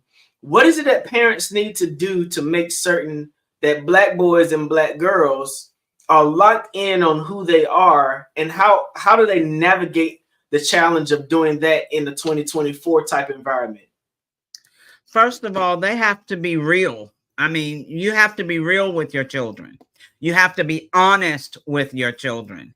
And so oftentimes, like a selfie, you only want the selfie to look cute, you know, but life is not all cute. And we oftentimes walk through a struggle, but we never let our children know we're struggling. And if we never share with them what we're having to walk through and how we are walking through it, they won't know either how to deal with issues. So what I see is the harvest from a generation or two ago, when parents, Black parents as well, mainly, were working so hard, overtime, double shifts, all this extra to get more stuff. Because, you know, we were coming, most of us, out of a poverty place. And so we were trying to get more stuff for our children, have, you know, nice houses and more cars and more this or that, until we left out the training, the teaching, the communicating, the nurturing. You have to spend time with your children for all of those things. And when you spend time with them, I don't mean everybody on their own device in a whole nother room, or, you know, right there and nobody's talking to one another. And if you want to know what your child's doing, you text them a message. I'm not, see, that has isolated us so much. But as Black families, we've got to be truthful and honest. We've got to communicate with our children, and we've got to let them know what real life looks like. It's not about gaming, and it's not a game when you get out there. And many parents don't take the time to do that. It's almost as if we're afraid of realness now. We live it, but we don't want them to know that we have to live it. So how do you suggest we find that balance? Because as a parent, you never want your child to feel like they're isolated. I know that, you know, growing up in the Christian home, I still needed to know what was happening on the music videos when I got to school so I could be normal. How do parents suggest balance with their children, knowing that your child needs to know what Roblox is about? You know, your child needs to know they need to be able to communicate with other children about what other children are doing. How do you find that balance as a coach? What methods or what practicums do you suggest for parents to make sure their children are still locked into a child's world but engaged with their families at the same time? That's going to be a part of communication, good, deep communication. So your children are being influenced by other children. They're being influenced by what's on social media. You know, they're being influenced all the time away from you, or sometimes right there in the house with you. So what is your influence on them? And the only way for you to truly influence them is by talking with them. Now, you need to ask them, not just, oh, you have a good day today? And they're like, yeah, and then that's it. No, that really wasn't a conversation, you know? So you've got to go a little deeper and start asking. If your children, and most of them are, not all, if your children are on social media, or if they, you know, game, if they like to be on Roblox or whatever the case, parents, go in there with them. Find out what the game is like. You don't have to like gaming. You have to find out what your child is interested in, because that opens up communication. If you have nothing in common with your child, what will you talk about? And your child doesn't want to hear about stuff they're not interested in. So parents have to pivot. We sometimes don't understand that we're the ones that have to make adjustments. So pivot and then go in those rooms and learn about the games and the stuff on TikTok. That's why I do TikTok with Parenting 911, because I know young people are there. My grandchildren taught me how. So, I mean, we have to get involved in what they're involved in. Then we can bring in the realness. So when you're talking about that, right, the first thing that came to my mind in terms of the difference between now and what used to be an imbalance was, I grew up in a time and season when corporal punishment was the tone of the day. All right.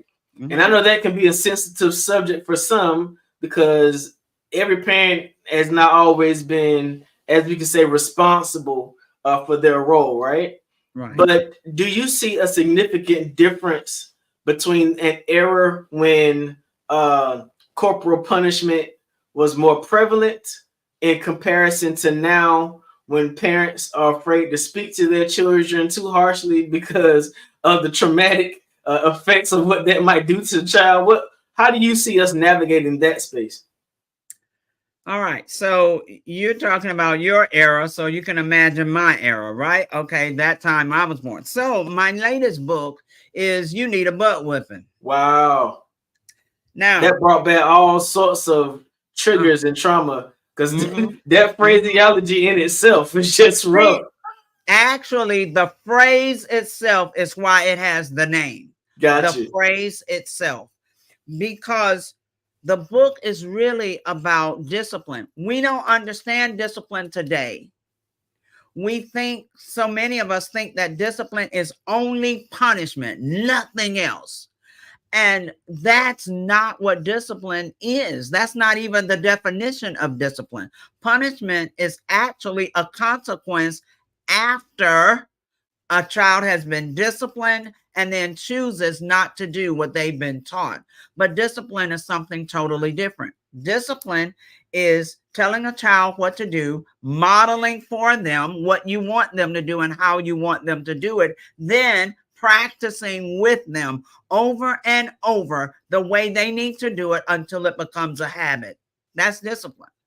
Once you know that they know how to do it, then it's up to them to make a wise decision and choose to do it the way you've taught them and trained them, or not. And if they choose not, that's when a negative consequence comes. This is sort of the difference.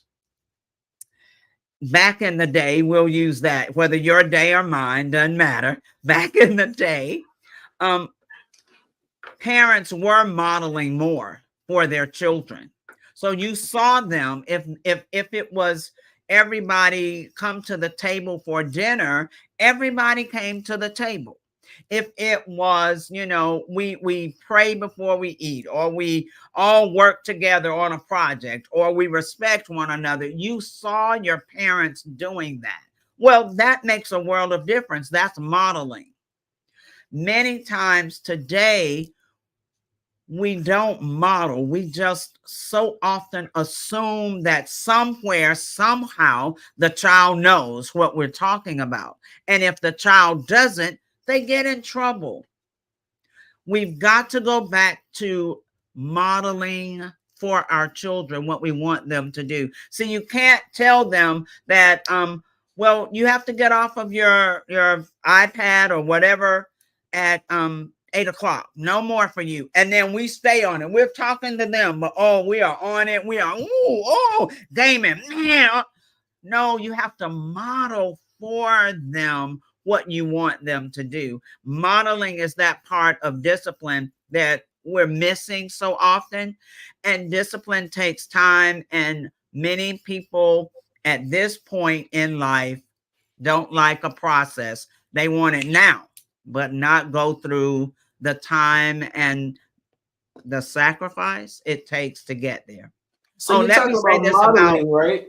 But wait a minute. Let me say this. Say it again. Hold on. I want to say this. I may forget my time, my era. I may forget. I'm a little older. In the book, it teaches you, though, that a butt whooping cannot be your only go-to whenever your children do something. And it teaches you how to create a consequence chart. Many parents never recognize when their children are doing something good. They only recognize when they've messed up, and then they go straight to the butt whipping.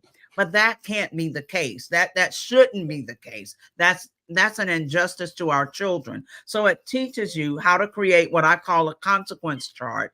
And you have a list of rewards, and then you have a list of things that your child doesn't like. It might be you lose 15 minutes on your game tonight because you were not willing to do what you needed to do, or you have to do extra chores. I know for some parents that's taboo, but children need chores so they can learn responsibility and accountability and how to figure things out for themselves. So yeah, the consequence chart is in the book as well. That consequence chart sounds like something I know some adults need, a consequence chart. So this leads to my last question, right? The methods that you're talking about now seem a little bit evolved in comparison to the get somewhere and sit down and shut up because children are supposed to be seen and not heard, right? It sort of feels as if there needs to be a lot more intentionality in parental preparation before the child gets here. Oh my. Do you offer that as a service as well? I know that you're doing coaching, but do you offer like pre-parenting classes so that those individuals who want to have a nice little bundle of joy actually know how to love on the bundle? Yes, I can coach if they have the aspirations to be a parent and they're hoping, or if they're expecting. I even because of just credentials, I also coach parents with adult children, because many times that relationship starts to crumble when parents don't know how to respect the adult child. You can't treat the adult as if they're 10. I know they're your children, but it's that part of adultness. You've got to respect them as an adult first. Man, we just lost so many viewers, Miss Frizelma, because you told these folks that they gotta respect their adult children. Ain't nobody trying to. We have to have a whole nother conversation about this adult parenting thing. Wait a minute.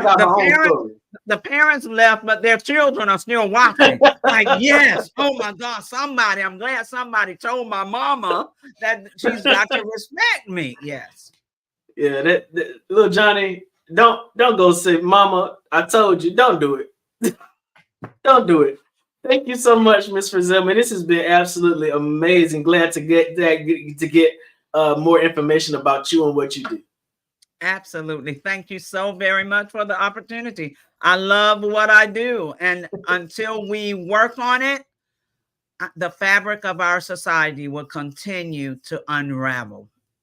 Yes, ma'am. Genius is coming. We're going to see each other on the other side. Absolutely. The Black Business Expo's mission is to raise funds for high school seniors going to college or K through 12 entrepreneurs. This expo is a fundraiser for students. You may go to www.blackbusinessexpousa.com to donate to the scholarship fund, or use the Cash App that's on the screen below, $BBXUSA. Our goal is to give laptops and up to $5,000 to 10 students. Students can register online at www.blackbusinessexpousa.com. Every dollar counts, so we want to remind you to donate to the scholarship fund. We want to thank our Black Business Expo USA sponsors for April 2024. NC 100, Moody Capital Partners, Suede Soul, 5-Star BDM Media, Lotus Richer Coaching and Training, Carolina, Virginia Minority Supplier Development Council, Step Management, Hello LLC, BHS and Associates, Margie McLean Foundation Incorporated, Genius is Common, Earth Essentials, Mullane Shawnee Global, Executive Women's Success Institute, The Quality Coaching Company, Superwoman Business Services, Creative Force Studios, Lee Entertainment, Artistic App Design, Black Business Expo USA. Before I close out, let me say, I love talking about parenting wherever I go. If you are a parent, if you are expecting to become a parent, if you are the parent of adult children, please go to www.parenting911.org and set up a discovery meeting with me. Let's talk about where you are and where you need to go. Genius is common, and I'll see you on the other side.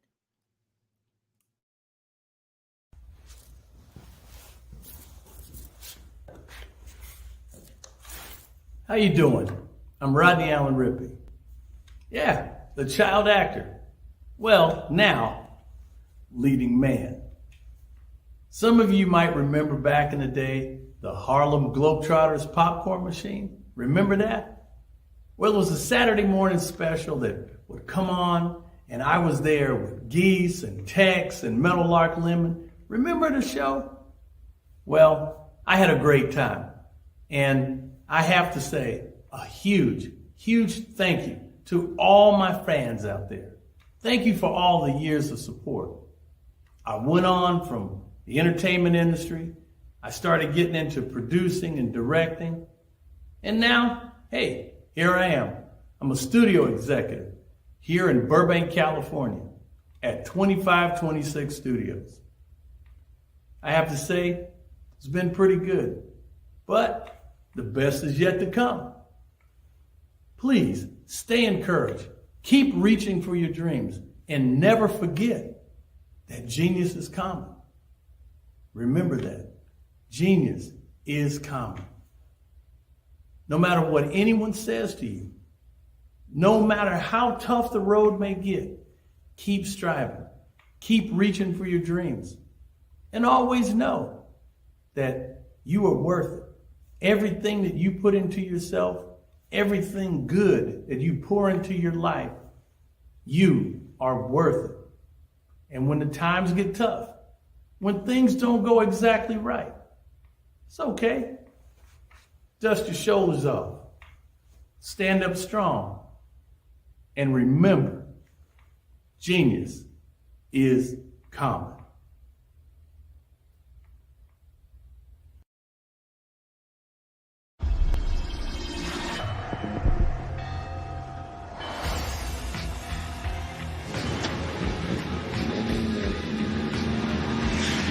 La connexion. La connexion.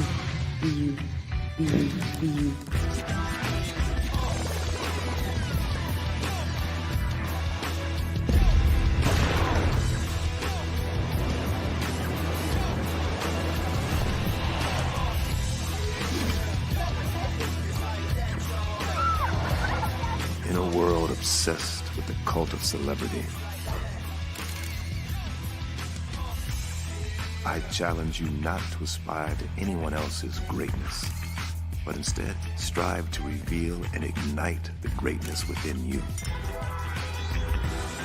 Are you serious? I totally think that that's it. Hey. No. Hey. To me, sex Lexi is a man that knows who he is and what he wants. He's comfortable. You look at him, you see him, he's just comfortable being himself. And you're like, baby, be you. Be you, baby. Just be you. I like it. Introducing the Be You collection, exclusively available at K&G Fashion Superstore.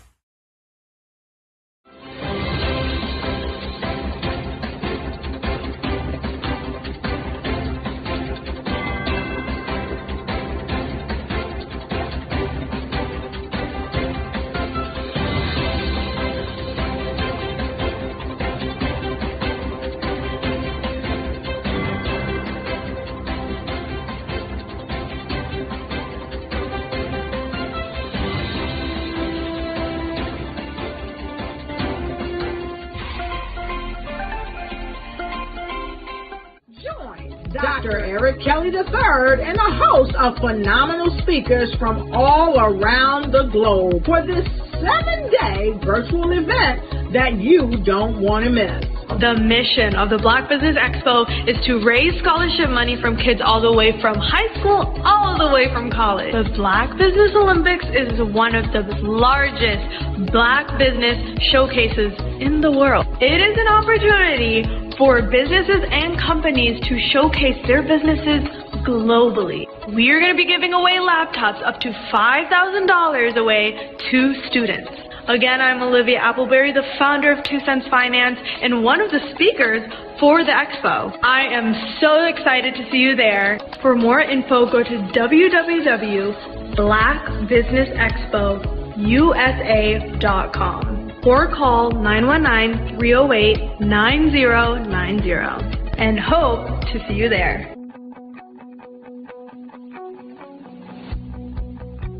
I am Black Business. From the moment I wake until the time I sleep.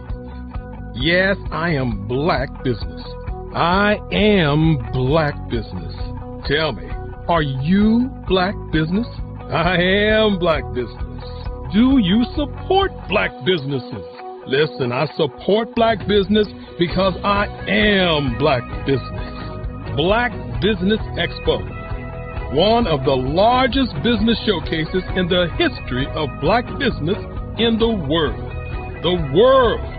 Sign up today at www.blackbusinessexpousa.com or call 919-308-9090.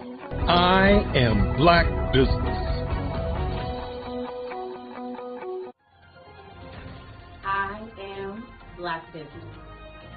From the moment I wake until the time I sleep, I am Black Business. I am Black Business. Are you Black Business? I am Black Business. Do you support Black businesses? I support Black business because I am Black business. Black Business Expo, one of the largest business showcases in the history of Black America in North Carolina. Join Dr. Eric Kelly III and a host of phenomenal speakers from all around the globe for this 7-day virtual event that you don't want to miss.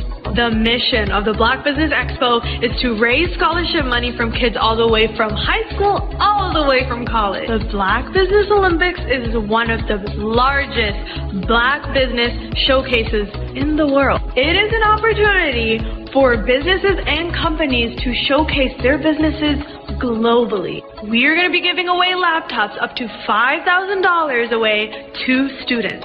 Again, I'm Olivia Appleberry, the founder of 2 Cents Finance and one of the speakers for the expo. I am so excited to see you there. For more info, go to www.blackbusinessexpousa.com or call 919-308-9090 and hope to see you there. I am Black Business. From the moment I wake until the time I sleep. Yes, I am Black Business. I am Black Business. Tell me, are you Black Business? Black Business Expo, one of the largest business showcases in the history of Black business in the world.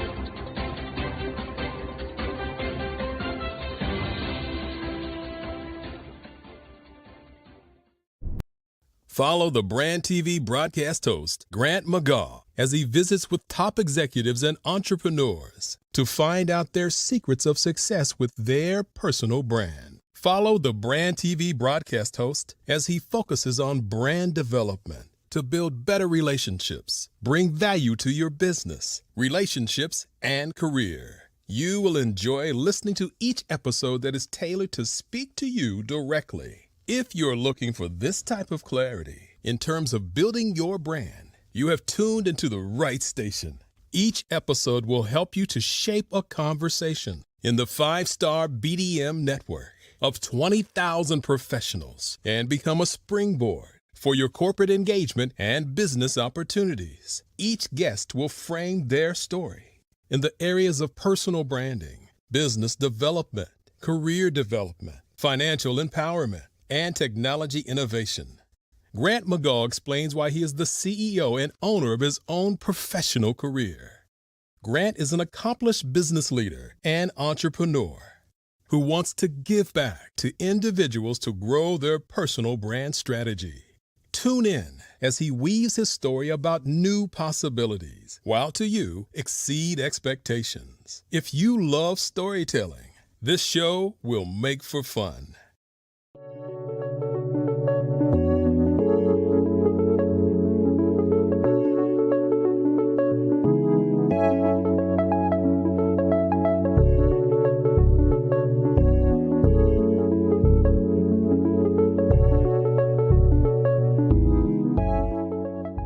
Passion has been around helping communities of color and historically underrepresented and underserved communities, minority, rural, veterans, persons who are differently able, in the intersection of education, innovation, technology, industry, and let's throw some entrepreneurship in there just for fun.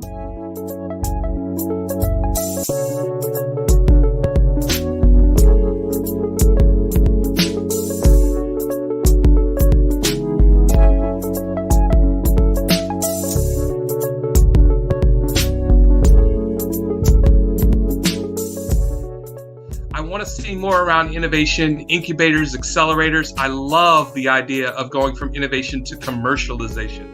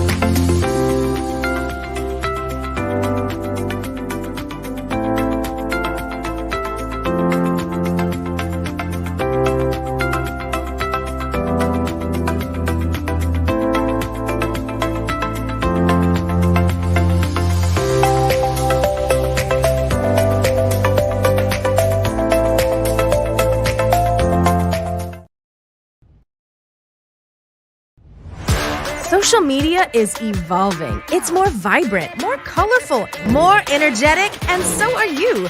It's not just photos anymore. It's video, it's audio, it's subscriptions. And now there's Fanbase, a new monetized social network. Fanbase delivers the complete native app experience with full content monetization for every user. No algorithms that shadow ban your engagement or growth, and no ads. Follow anyone for free and subscribe directly to your favorite creators for $4.99 a month. Plus, show some love by tipping on any post. Also, make a Fanbase page and monetize your content the same way. Finally, connect with your followers by posting the amazing content you already create. And now, get paid for it.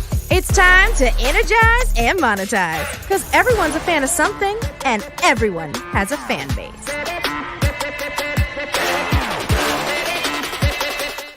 5-Star BDM, Brand Development Masters, is a professional consulting and advisory group keenly focused on business development services for the small to mid-sized business and entrepreneurs. Although every business is unique, they often share business development challenges that can be addressed through smart branding. Services include process improvement and operations, digital strategy and transformation, business intelligence, digital marketing, and personal branding. Our business and personal branding company has helped a number of professionals and organizations to optimize and grow.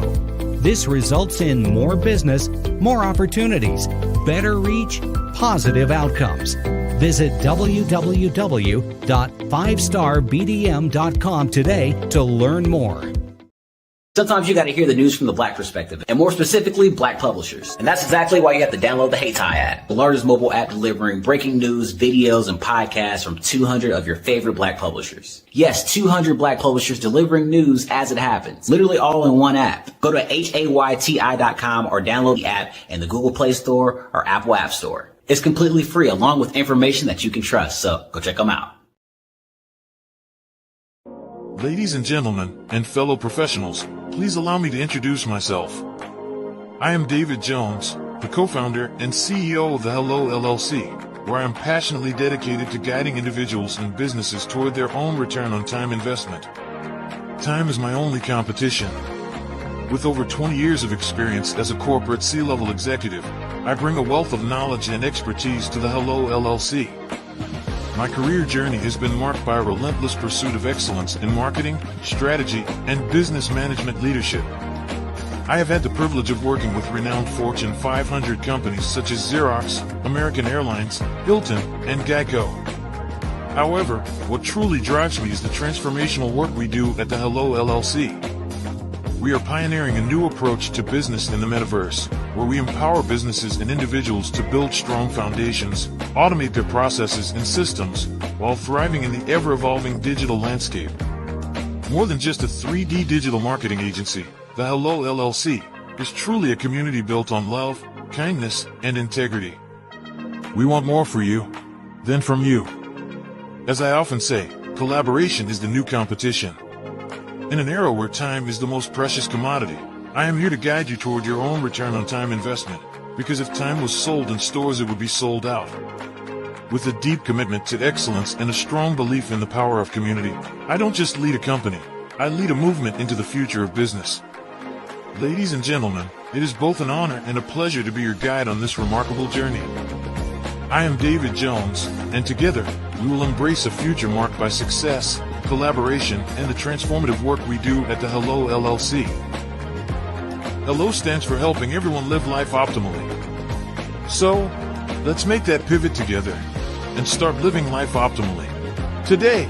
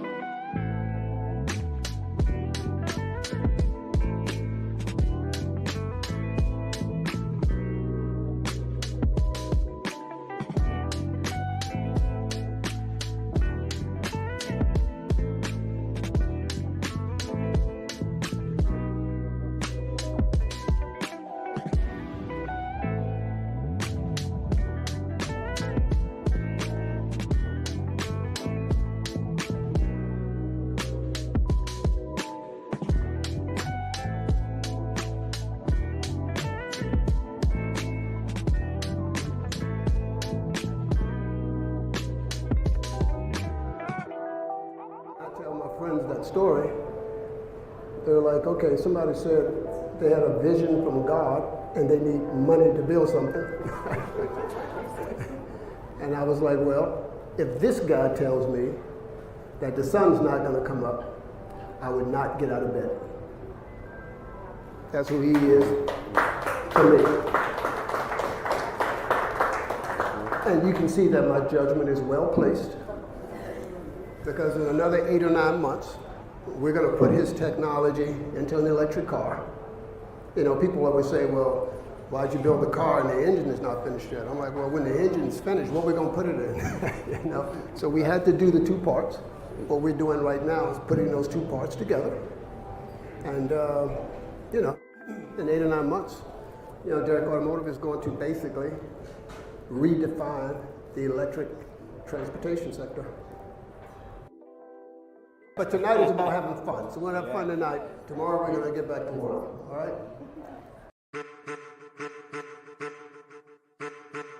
I am a child of the Most High God. He has gifted me in ways that I could not even imagine and didn't know.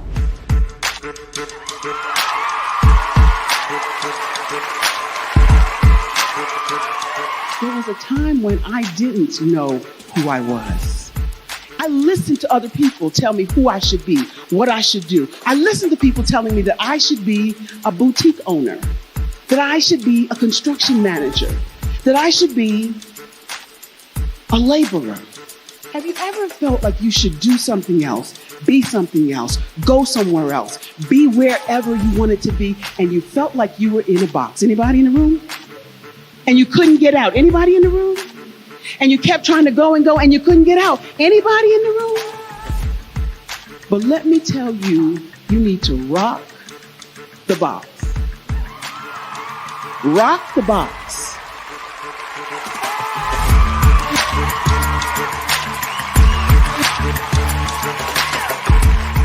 I am engaging, inspiring, and empowering.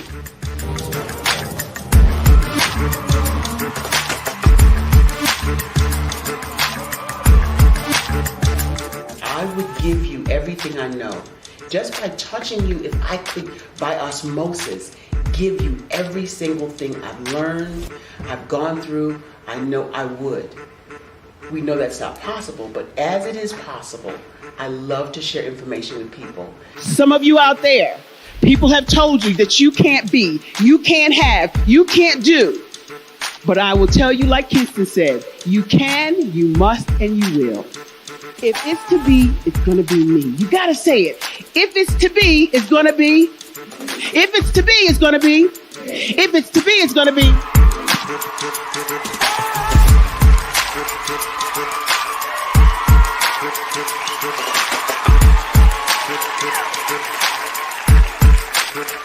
Barbara is because she believed what her mama said about her and not what other people told her.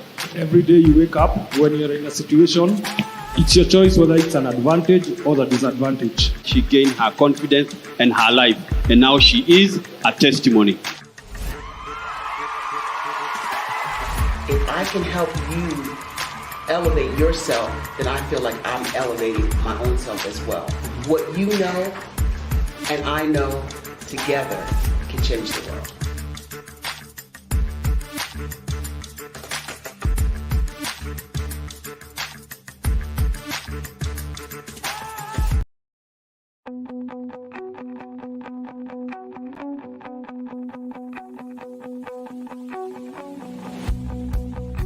I am Black Business. From the moment I wake until the time I sleep. Yes, I am Black Business. I am Black Business.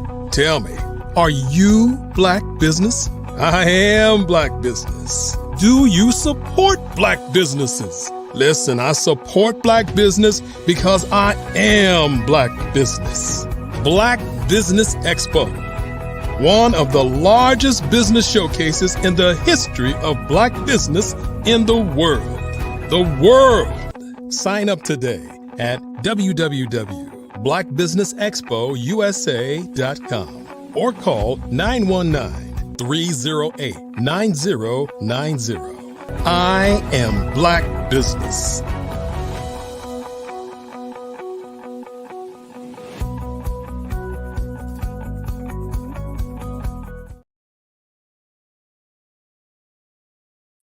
Good evening, business owners, entrepreneurs, thought leaders, and corporations. Welcome to the Black Business Network. My name is Frazelma Lynn, and I am your business moderator for this evening on the Black Business Network. The Black Business Network is a 24-hour business network showcasing Black businesses, business owners, entrepreneurs, and thought leaders worldwide. We have speakers from North Carolina, London, Singapore, Africa, Japan, and cities all over the United States. The Black Business Network is a global community sharing its business knowledge to empower, inspire, and educate businesses about business. Our next speaker is Dr. Chad Lawson Cooper. Cooper is well known to theater audiences for his performances as William Gray in Church Mess and being the lead vocalist in the celebrated singing group Soul Tempo, who was featured in the blockbuster film The Preacher's Wife. As a filmmaker, Cooper has produced and co-produced several feature films along with wife Alicia Robinson Cooper, Hollywood great Harry Lennox, and super producer Man Robinson. His stage plays are estimated to have grossed over $20 million in revenue year to date. Dr. Cooper has worked with a pantheon of iconic gospel stars and has been featured in several national publications. Cooper attended Florida A&M University and graduated from Springfield College. He earned his bachelor's degree in philosophy and religion and a doctorate in theology. Please join me in welcoming to the stage Dr. Chad Lawson Cooper. Hi. Hello. Hello, Dr. Cooper. Well, I'm Dr. Cooper's son. Well, I'm speaking on his behalf. Yes, I'm the second. I don't have my doctorate yet, but it's in the works. It's in the works. Okay, we're going to speak that into existence. I'll still say Dr. Cooper, let you get accustomed to it. All right. Manifest it. Thank you. Amen. All right. So, RJ Stevenson, we will turn it over to you for an amazing fireside chat. Thank you, Ms. Frazelma. Genius is coming, and I'll see you on the other side. Hey, man, how you doing? I'm doing good. How are you? It is amazing to see you. Where are you at in the world now? Where am I? I'm in New York City right now. I'm at my house. New York City. Yes, sir. No running around for stage plays. I know you got a stage play coming up this weekend, right? Yes, sir. In Seattle. I think it's on the 26th. I think it's next Saturday. So Miss Frazelma told everybody, she sort of introduced your dad, which is amazing. He had to get on a plane and couldn't be with us, but you stepped into his space. Thank you so much. I know you're well prepared to speak on his behalf, but tell us a little bit about yourself. Well, I am a singer and actor myself. I started off performing at the age of 5, and now I am 23. Well, soon to be 23 in a month from now. I have traveled on and off Broadway around the world, and something I'm still practicing right now. I'm in school right now for my senior year, for my bachelor's degree. I'm in business. So that's kind of where my focus has been now, but I still assist my dad on his productions. So you're a senior in college, getting ready to graduate, and also a actor and a musician as well. How does all of that feel to be getting ready to make a strong life transition out of the college environment to move into the world and still have a schedule as a creative? It takes a lot of balance, and I think I have to rely on my faith a lot, just to trust God that I'm making the right decisions, but also following my purpose and understanding how can I integrate my passions and my purpose um, as well as my creative pursuits, but not only that, just my education. How can I make a marriage of those things? So I think it's possible for you to go to school as a creative and get a standard education and find ways to be creative within that fundamental. So why did you choose business? I mean, normally a person that's in creative, they'll either choose music or theater or something like that. Definitely you would having your mom or dad knee deep in acting. What made you choose business as a educational path? Well, I chose business because my mother didn't want me to go to school for anything in the arts, because she was like, well, you already got the training on the road. So, there's no point in you getting a formal education. But I had an opportunity to go to NYU for musical theater, but I ended up turning it away because I had listened to what my mother said, and I just decided to go for business instead. But I also wanted to know a different side of the world. I know about business from the entrepreneurship perspective, but I also wanted to know about business on a global perspective. So that's why I kind of, I guess, was interested in business over all the rest of the degrees. So the Black Business Network is going to be an ultimate platform for you, because this is all about global business from the diaspora. So what is it in business that you're seeking to do once you graduate? Have you thought about a career path yet? Well, I'm pretty similar to what my father does. Just creating an entertainment company, but then also possibly to go to law school and start an entertainment law firm. Those are some of the things that I'll be interested in. It would definitely have something to do with my passion. Got you. Well, I think you're well on your way and well prepared and experienced for those, even at a young age, because of all of the experience that you gained during the plays. What roles have you been in? What kind of participation have you had in your experiences in stage?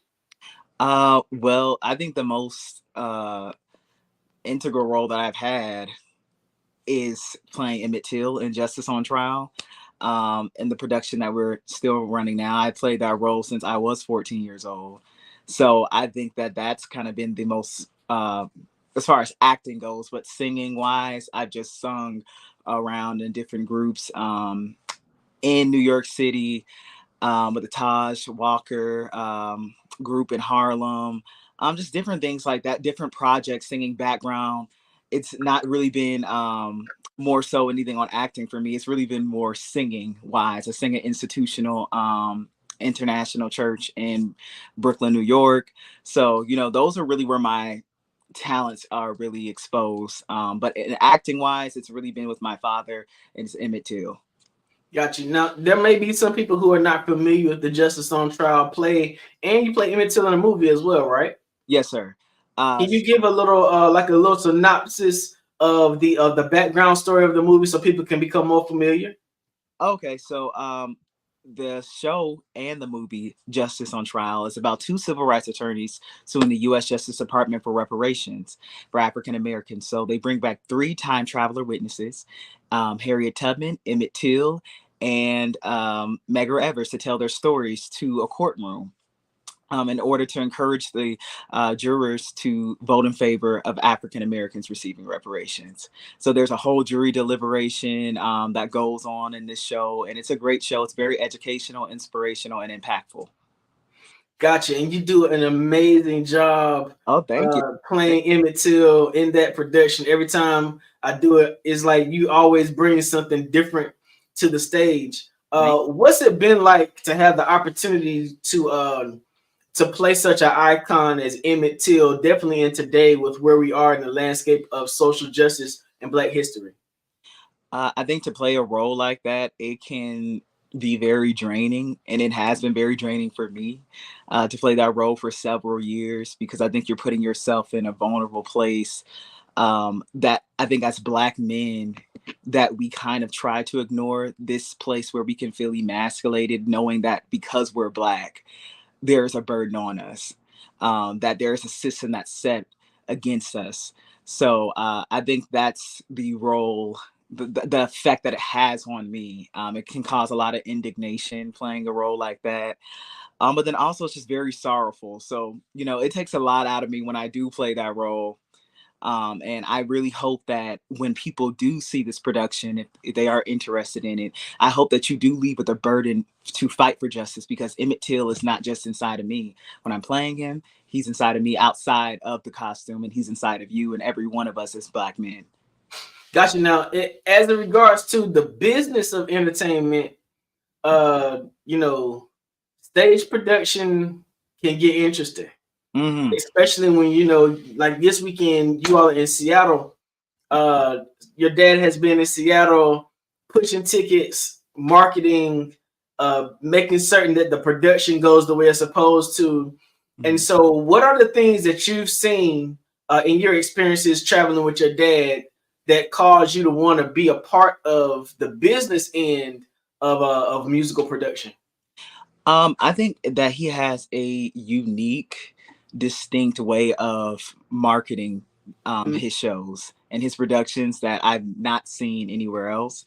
So he really markets in the church market, and he will go into the churches and create a partnership with the church community.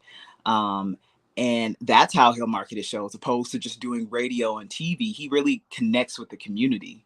And so that he builds this personal relationship with them where they feel like they can trust whatever my dad is going to put out, that it's going to be great, because he's established some type of foundation. So I think for the business aspect of it, I'm always in awe when he goes into a church and markets on Sunday. I'm like, he'll go up there and he'll give his 30-second rundown of the show, and then he'll also sing, because he is multi-talented.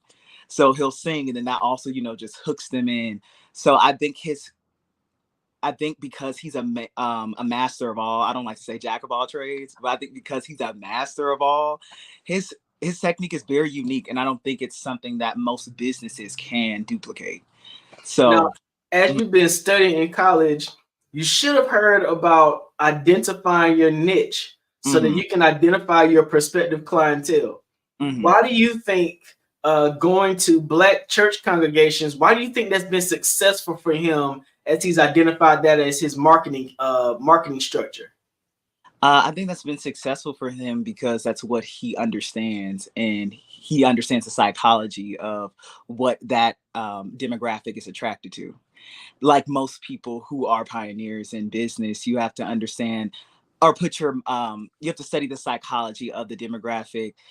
For example, Tyler Perry, he studies the demographic maybe of women who are between the ages of their late 30s to their 50s. What would they be attracted to? What type of content? And that's how a lot of us, like myself, have grown up watching Madea. Because maybe my mother was in that demographic, and now, and now I'm watching Madea, and, that's how you really build. So I feel like he understands that because he was a pastor. He pastored for many years. So the church is really his home. And so he understands how to build this connection with that community. So that's his unique marketing tool that I appreciate. So the church has been his home. The church and stage has been your home. Mm-hmm. Why do you find yourself so comfortable in that space when there are so many other people around the world who are like flabbergasted by being in front of a camera? It sort of seems like that environment just brings another thing out of you to life. I feel like for me personally, being in the church and in the stage, my parents never pushed me to do it. It was something that I was just attracted to because I saw the way that they loved it. And I like the attention. I do like a lot of attention. So I was like, okay, well, I want to be in front. I want everybody to be, applauding for me and giving me the Michael Jackson treatment. I like it. And so I think that's what attracted me. But I also love to just storytell. And I think that's what an artist is somebody who enjoys to tell stories and to change the perspective of the world. How can we do that? And if you can do that through your art, not just through art, but through your business, then you really are making a change. And I think that every business should have that as their goal. I think that's when you will keep a relationship with your clientele, when they see that you really have the mission to change their perspective, but also for the better. So let's talk about where you are right now. You are the heir to the Chad Cooper Company on Broadway, the only Black production company on Broadway in Manhattan. Kudos to you and your family for producing that kind of legacy. What kind of weight does that feel like for you following that kind? I mean, your mom and your dad are prolific actors and singers.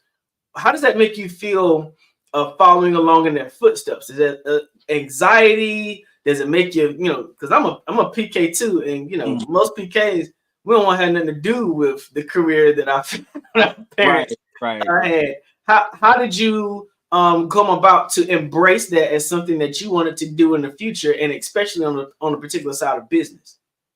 I think I embraced it because I loved it. I had a passion for art already, and I think that I saw something in my parents that I could potentially see in myself.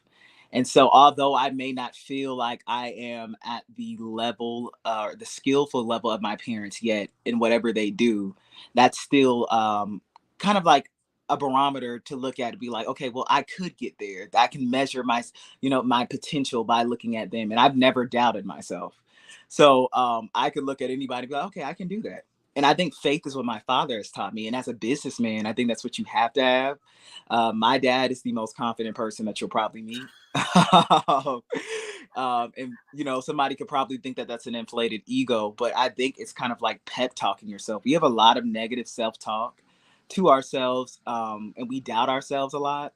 But I think if you kind of listen to that voice that says you can do it and you can do anything you want, that's when things get done. So I've always chose to believe in that voice, because if I listen to the voice, it's like, no, you can't do it. No, you can't do it. I won't do it. But if I listen to that voice that says I can, I believe I will.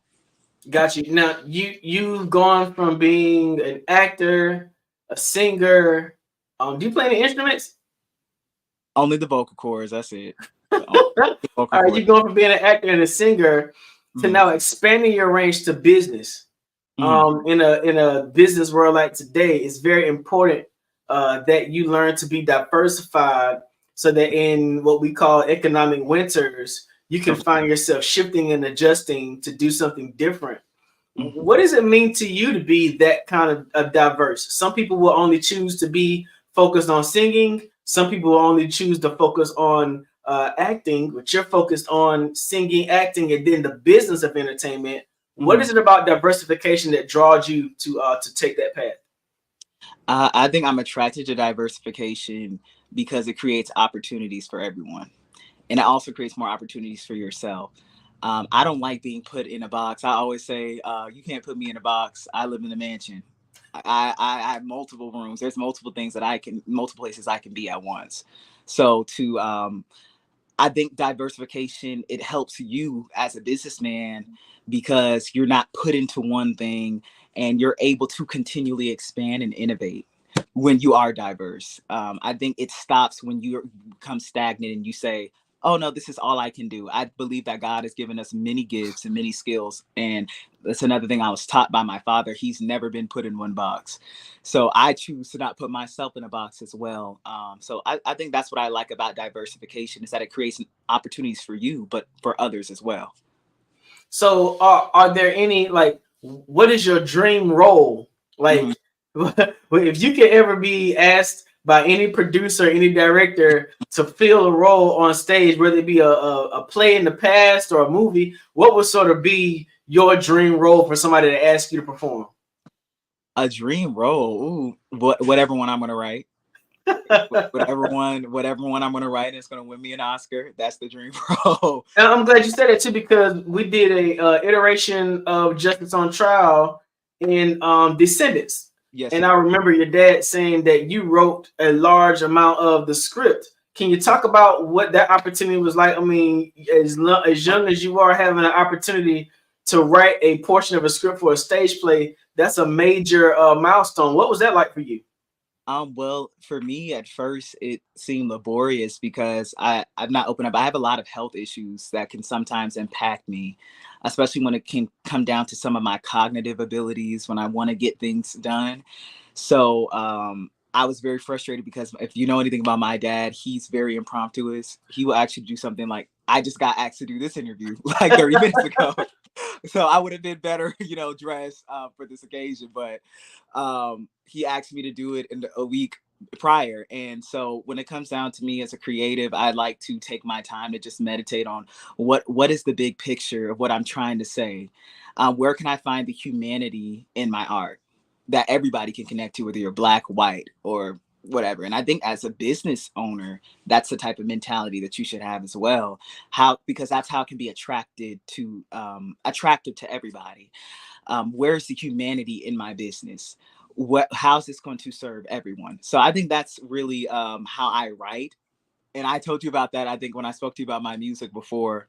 I like to tug on the heart a lot in a more so emotional side of things, because I am a cathartic person. But being able to do that and write this show was a fun experience for me. And it definitely boosted my confidence a lot for the time that I was in. So you're getting ready to graduate from school. Congratulations on that. Thank you. Thank you. What's the next step? The next step hopefully is the Grammys or the Oscars. Hopefully that is the next step. Amen.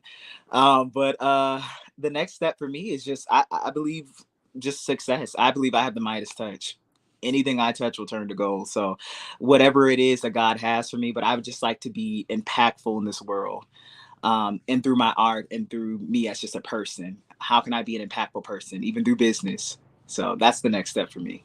That's amazing. Are you looking at getting a master's in fine arts or anything like that to further your education? So the goal right now is probably to just go to law school. That's kind of like the goal for me, because I do still want to have a license to practice law. That's still a passion of mine. So I will continue to get an education as long as I have the money to. So in terms of law, is there a particular area? Are you looking at entertainment law? Yes, entertainment law. I've been law. told that every family needs a good lawyer somewhere. Right. What kind of law are you looking at doing, and what inspired you to take that path? Entertainment law, because of the field of work that my parents are in and that I am in.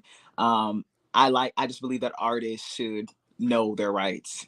I am an artist advocate. I believe that you should know your rights. I believe that you should not be making less money than people who are not creating the art. And if you can find a way to independently make money, I suggest you do that. And that just goes for business as well. The same rules apply even in business, corporate versus, just being a regular entrepreneur. I just believe that people should be able to be independently financially successful in their businesses. So, one of the responsibilities of parents, especially when we have children who are following in our footsteps and our legacies, is to set them up in a path and a trajectory for success. And I think that this interview opportunity for you has been an amazing nod from your father at his trust in your abilities and your levels to communicate. And I think you have done an absolutely amazing job with this interview. I'm absolutely impressed. I've seen you be Emmett Till, but now I see you be Chad Cooper II, and then you're doing just as well. So congratulations to you, man. Thank you so much. I appreciate that. Absolutely. Miss Brizelma, we done. All right. I was listening. My heart was touched. I was able to laugh. I didn't cry, but I was able to laugh. I enjoyed you so very much. We have a few more minutes, so I want to just touch on a few things. Touch on them. Reach out and touch. This is 3 generations right here of PK kids. Now, I started laughing when I heard that. I thought, oh my God. Yeah. So that I understand how it helps kind of builds a foundation, gives us kind of that. I like what you said about confidence, gives us some confidence that we can step out and do things. Risk does not frighten us away. It really draws us because we know we can handle it, you know. And I liked what you were saying about how different things have helped build your confidence with the Midas touch. I liked it. I was listening. The humanity, wanting to just connect to humanity. And honestly, as a parenting coach, that really struck a nerve with me, because family is so important, and it should be. And for Black families, we have to realize the importance and bring, you know, the family back together. Yes, ma'am. So that family is important, you know. You talked about not being on a box. Yeah, we don't need to be there. Yes, ma'am. Always outside of the box. I mean, as a child, I was never in the box. I didn't know what the box was until I became an adult. I mean, what box, you know? So we can do what we put our minds to if we're willing to put in the work, really. If we're really willing to put in what we need to and not give up. Yes, ma'am. And the Madea, that tickled me too. Yeah, it's amazing how Tyler Perry has truly affected the world with just Madea. That just, yeah, that kind of blows my mind. And there are so many things to learn from watching Madea. And the diversity. I guess I'll kind of end with that, the diversity. Miss Frazema, I got a question. Yes. All three of us being preacher's kids and all that, you know, and then Chad having parents who have a strong pull from other people quite often.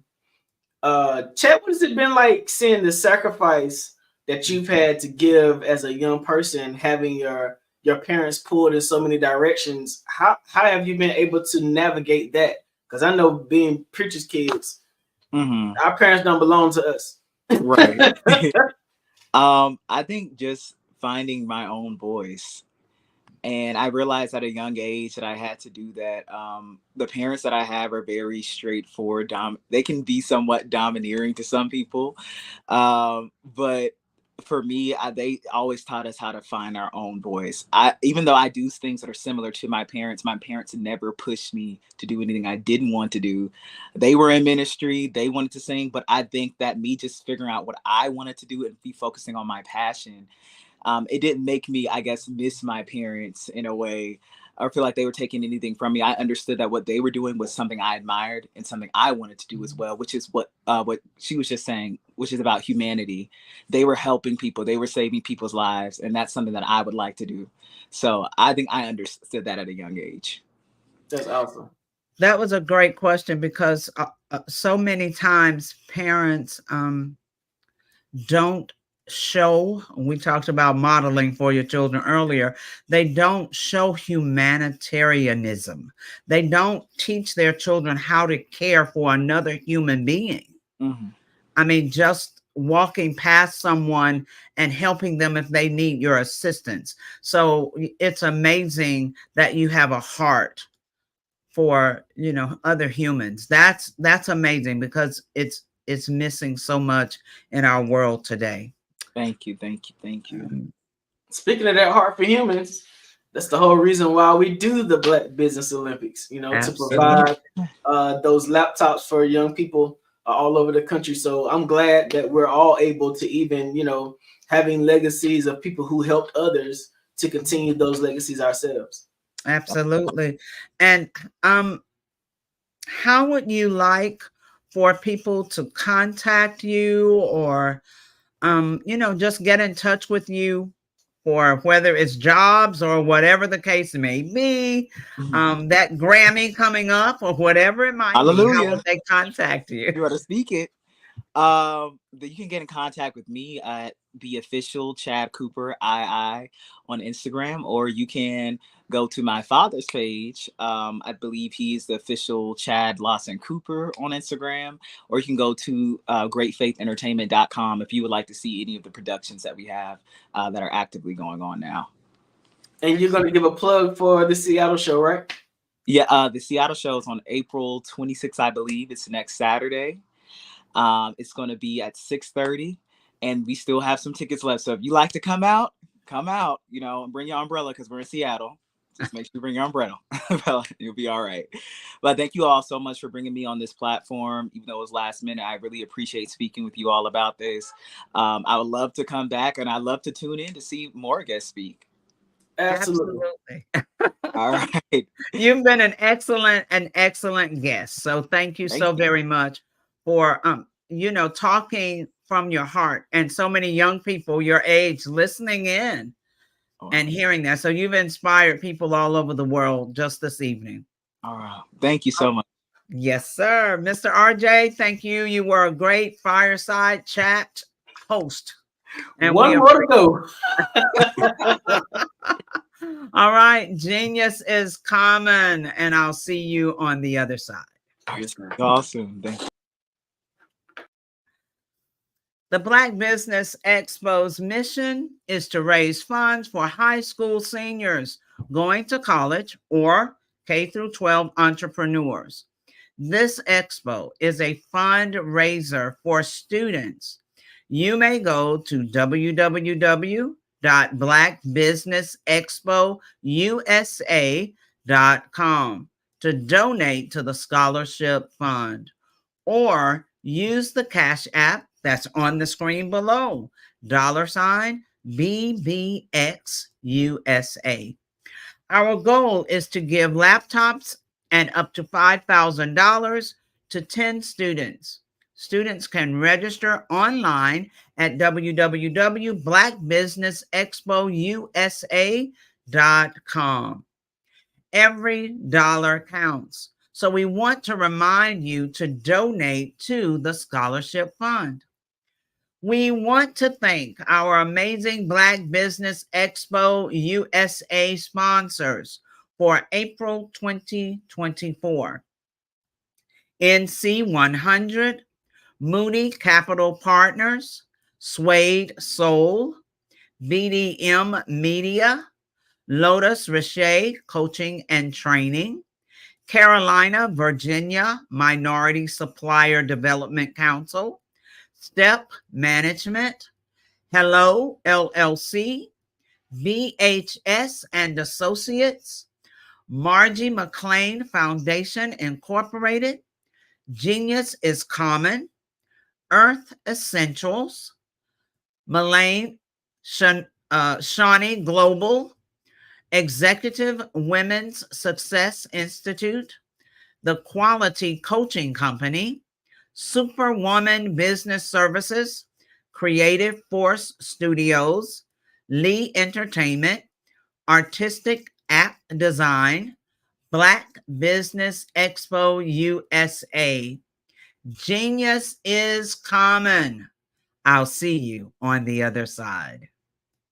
The Black Business Expo's mission is to raise funds for high school seniors going to college or K-12 entrepreneurs. This expo is a fundraiser for students. Please, you may go to www.blackbusinessexpousa.com to donate to the scholarship fund, or use the Cash App at $BBXUSA. Our goal is to give laptops and up to $5,000 to 10 students. Students can register online at www.blackbusinessexpousa.com. Every dollar counts. Please donate to the Black Business Expo USA Scholarship Fund.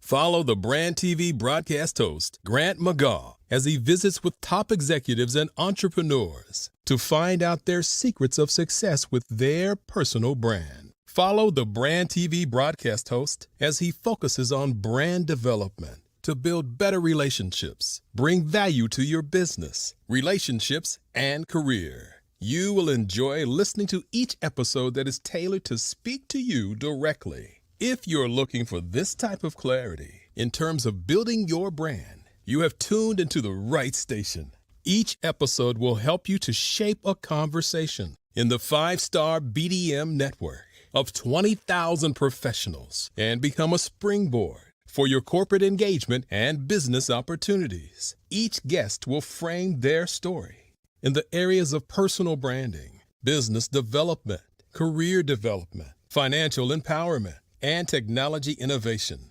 Grant McGaw explains why he is the CEO and owner of his own professional career.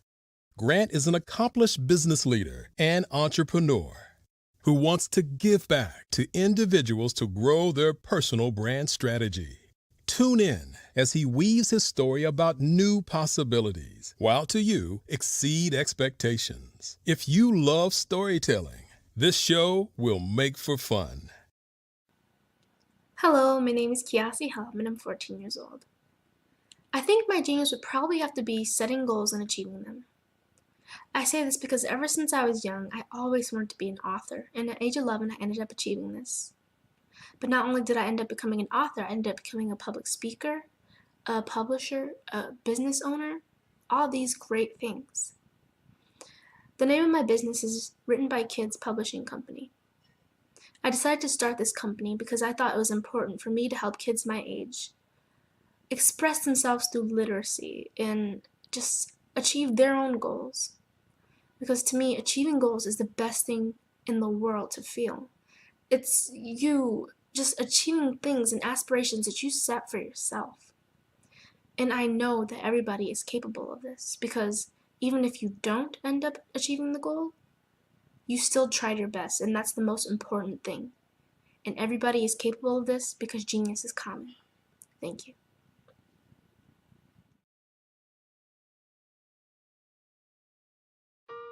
Hello, this is Israel, and I am CEO of Daydreams Interactive and author of Princess Planet. So, genius is common, and as a kid, I loved to daydream. Even as an adult, I love to daydream. And when my daughter became 6 and loved princess characters, but we just could not find the diversity that showed her, we created our own characters. So, for instance, you have Princess Nulu right here. Princess Nulu is from Uganda, and her genius is that she loves to take care of animals. She can actually even listen and hear what they say. And then we have Princess Isabella right here. Princess Isabella, she's from Cuba, and her genius is biochemistry. One day she hopes to eliminate disease.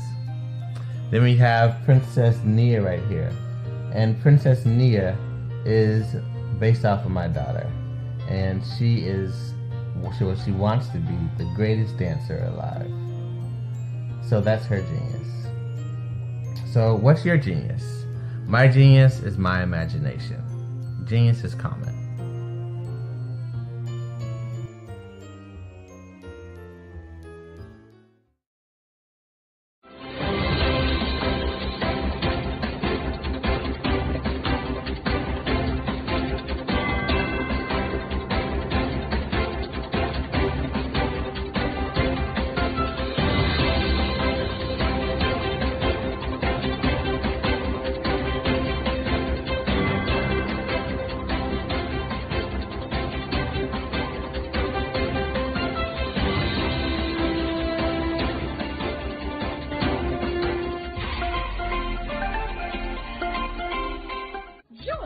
Dr. Eric Kelly III and a host of phenomenal speakers from all around the globe for this 7-day virtual event that you don't want to miss.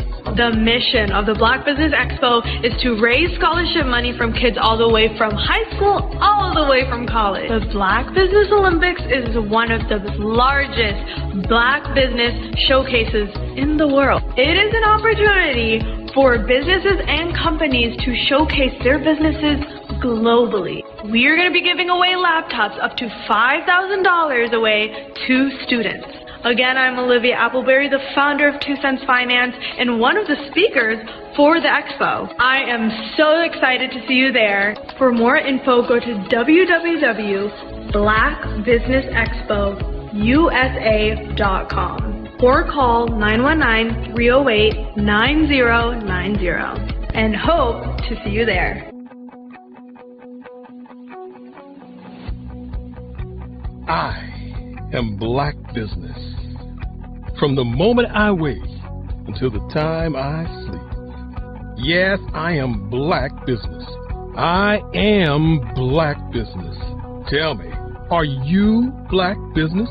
I am Black business. Do you support Black businesses?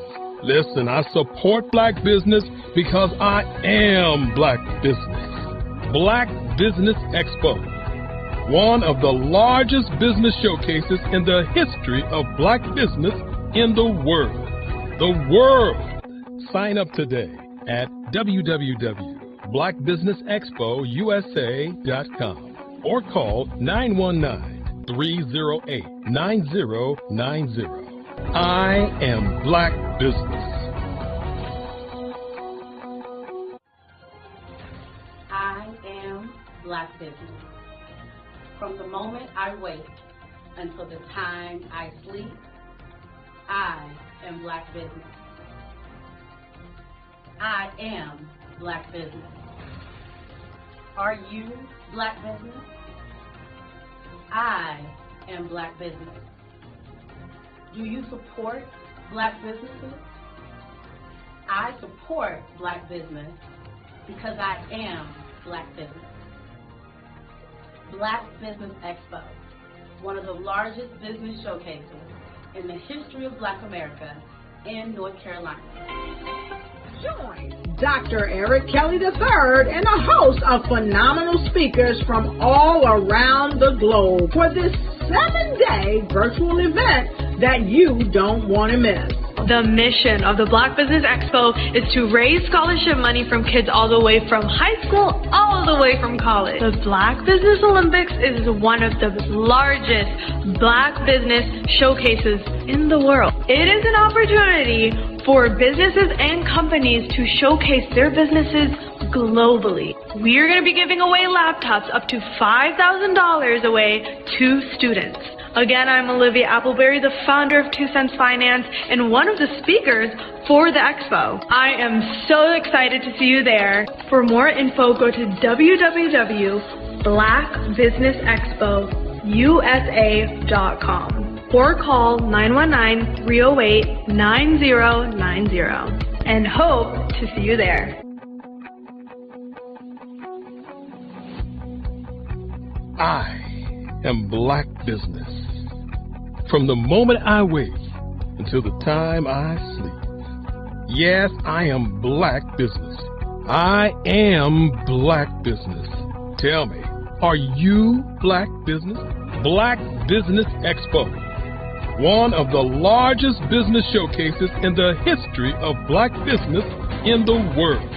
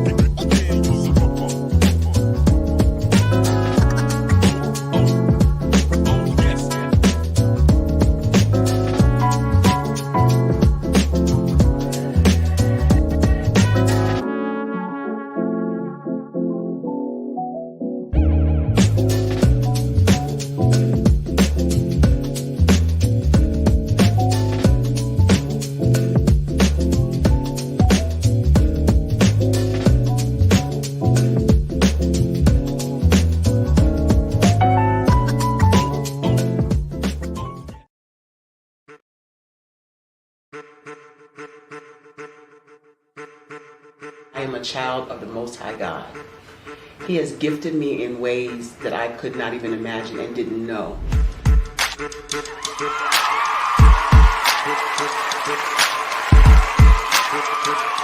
There was a time when I didn't know who I was. I listened to other people tell me who I should be, what I should do. I listened to people telling me that I should be a boutique owner, that I should be a construction manager, that I should be a laborer. Have you ever felt like you should do something else, be something else, go somewhere else, be wherever you wanted to be, and you felt like you were in a box? Anybody in the room? And you couldn't get out. Anybody in the room? And you kept trying to go and you couldn't get out. Anybody in the room? But let me tell you, you need to rock the box. Rock the box.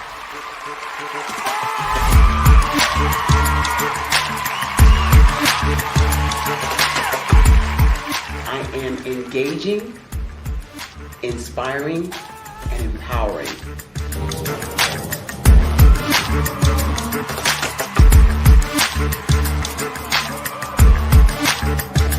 I would give you everything I know. Just by touching you, if I could, by osmosis, give you every single thing I've learned, I've gone through, I know I would. We know that's not possible, but as it is possible, I love to share information with people. Some of you out there, people have told you that you can't be, you can't have, you can't do. But I will tell you, like Kingston said, you can, you must, and you will. If it's to be, it's going to be me. You got to say it. If it's to be, it's going to be. If it's to be, it's going to be. If it's to be, it's going to be.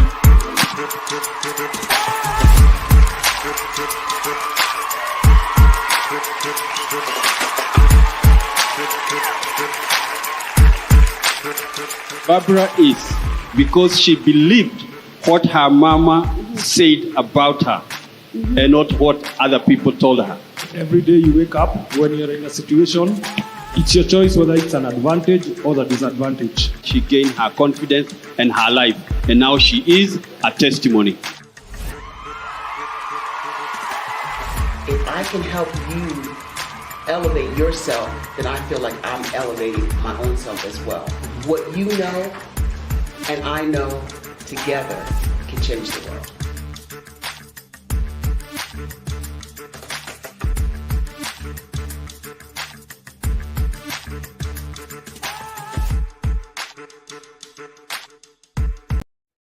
Hey everyone, it's Grant McGaw, CEO of 5-Star BDM and host of the award-winning Follow the Brand podcast and TV series, where I help you to build a 5-star brand that people will follow.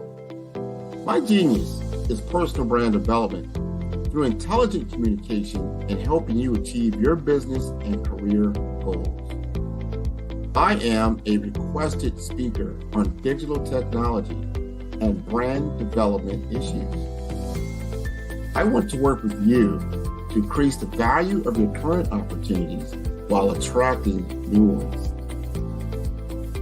Every one of you is unique, and we all share challenges that can be addressed through smart branding.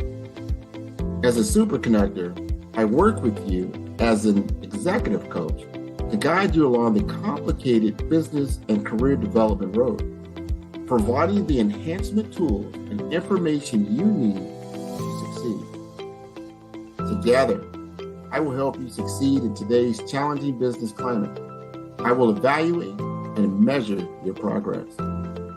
Best of all, I am right alongside you every step of the way. Build the brand called you. Genius is coming.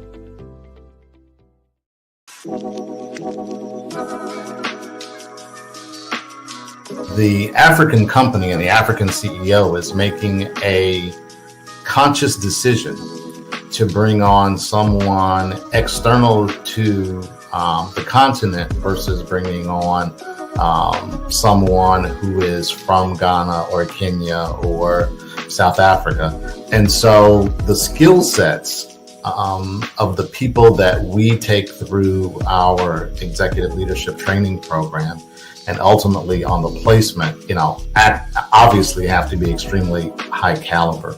So what we look for are corporate executives at the vice president to C-suite level, as well as Black entrepreneurs.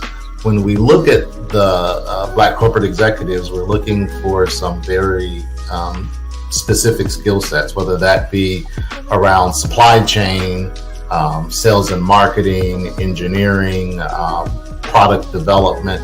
We want our folks to be able to add immediate value to the corporate board, right? And the other thing is, even if they don't necessarily have specific industry experience, they're bringing a diversity of thought.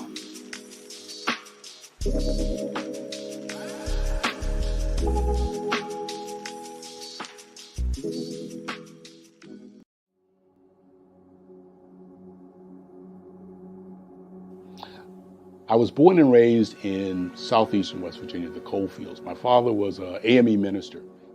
For me, I was very fortunate. Even though I grew up in the segregated South, I was surrounded by flourishing Black businesses, doctors, lawyers, bankers, dentists. They were all there and they were all successful. And I guess that's part of my dream, is to see that success come back. My name is Joseph Simmons, and I am the founder of the Center for Micro-Entrepreneurial Training. We have this moment in time where we can change the trajectory of people. And our focus is on women, Black and brown entrepreneurs, and their access to capital, their ability to build thriving businesses, the ability to employ people. There's a study that showed that in those three communities, especially Black and brown communities, $1 stays in those communities for 30 minutes. In white community, $1 stays in their communities for 8 hours. So think about it. For you in a Black or brown community to get gas, to get food, to go to a restaurant, you've got to leave your community, take those dollars out of that community and take it to another community that's already being well served. So if we can reverse that, if we can go from 30 minutes to an hour to 2 hours, that's progress. That's what we need to do. I was with SCORE. And then in May of 2020, of course, the events happened in regards to the murder of George Floyd. The other thing that I was experiencing was the denials of federal funds for small businesses. And it revolved around one thing. These businesses were not being prepared for grants and for government programs. And I came up with the idea for the Center for Micro-Entrepreneurial based off those two things. Morgan Stanley had a report out in 2020, first quarter, and it talked about there were 3 groups that were massively devastated by COVID-19 on their business. That was 1, women, number 2, Black, and number 3, brown entrepreneurs. The research showed that they had less cash on hand, they had less opportunity to go into a bank and get money, and they were very dependent on family and friends to keep their business up and running. If we can focus on those 3 groups, then we can have a dramatic impact on our communities. Really, the focus is on 3 areas. And those 3 areas are 1, the people, number 2, the courses, and number 3, a support network. Here at CMAT, we will provide you with the fundamentals for generational success. And you will be creating a vibrant community by attending our 5-day immersive training course.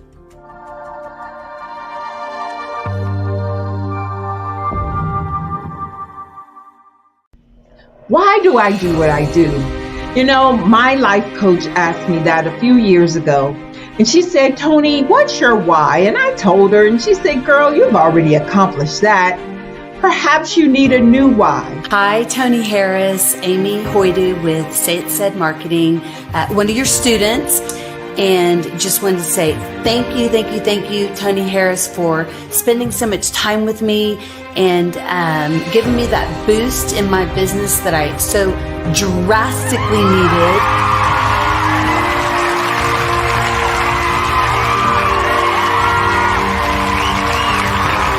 My why is to touch, move, and inspire my clients to take drastic steps to be better than they were before they met me. I'm a resource, I'm a connector. I want to help people build deeper relationships that are beneficial to their life and business. That's what I do best. So, first thing you got to do is show up. And speaking is a way to magnetically attract your ideal client to you. How many of you use social media that way? Absolutely. And this is how you look to the world.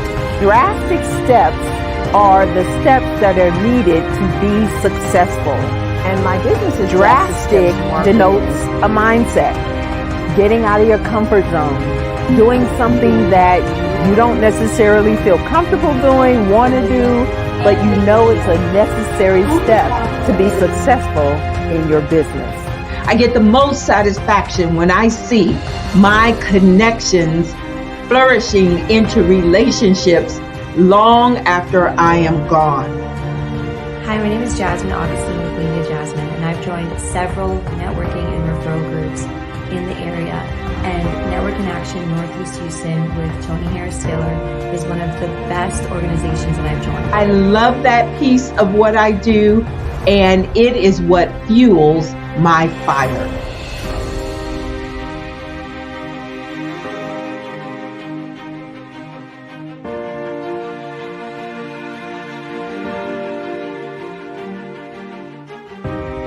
My name is Tony Harris Taylor, saying take a drastic step today for a fantastic tomorrow.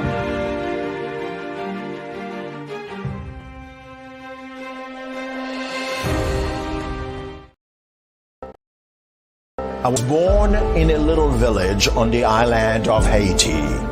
Many deadly diseases pounded me. It is as if they were on a mission to end my existence on this earth.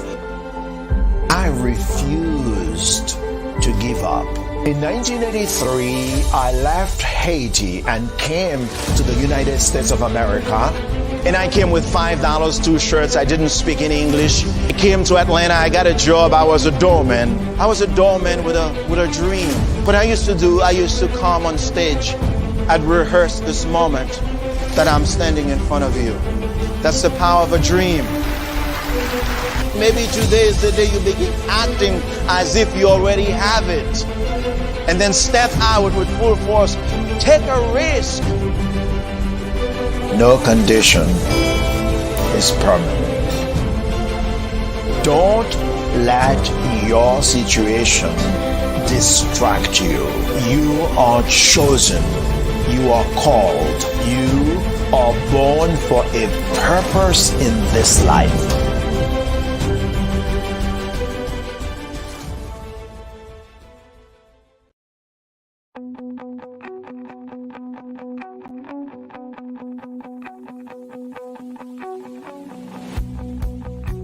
I am Black Business.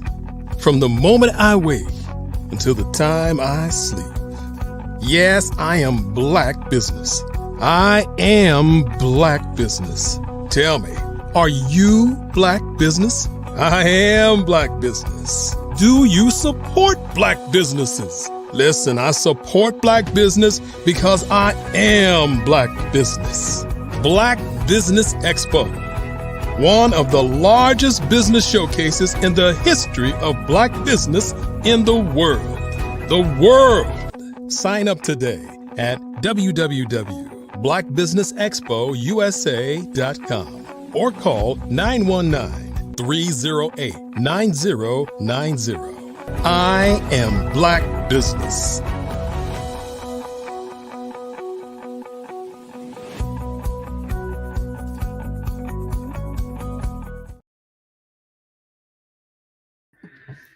Good evening, business owners, entrepreneurs, thought leaders, and corporations. Welcome to the Black Business Network. My name is Frazelma Lynn, and I am your business moderator for this evening on the Black Business Network. The Black Business Network is a 24-hour business network showcasing Black businesses, business owners, entrepreneurs, and thought leaders worldwide. We have speakers from North Carolina, London, Singapore, Africa, Japan, and cities all over the United States.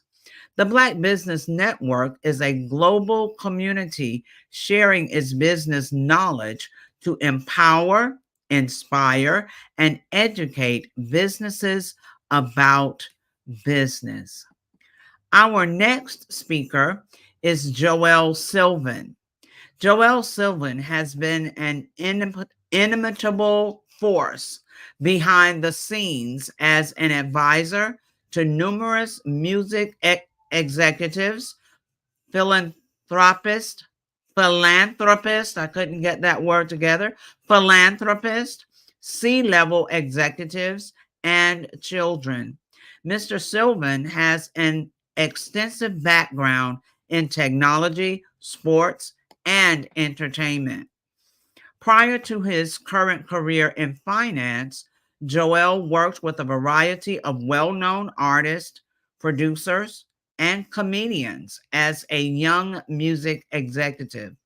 Additionally, he secured a partnership with a publishing company, during which he created a marketing consulting company that provided endorsement deals for artists and celebrities in the music industry, pairing them with Fortune 500 companies, bringing sneaker, apparel, and accessory companies into urban lifestyle branding.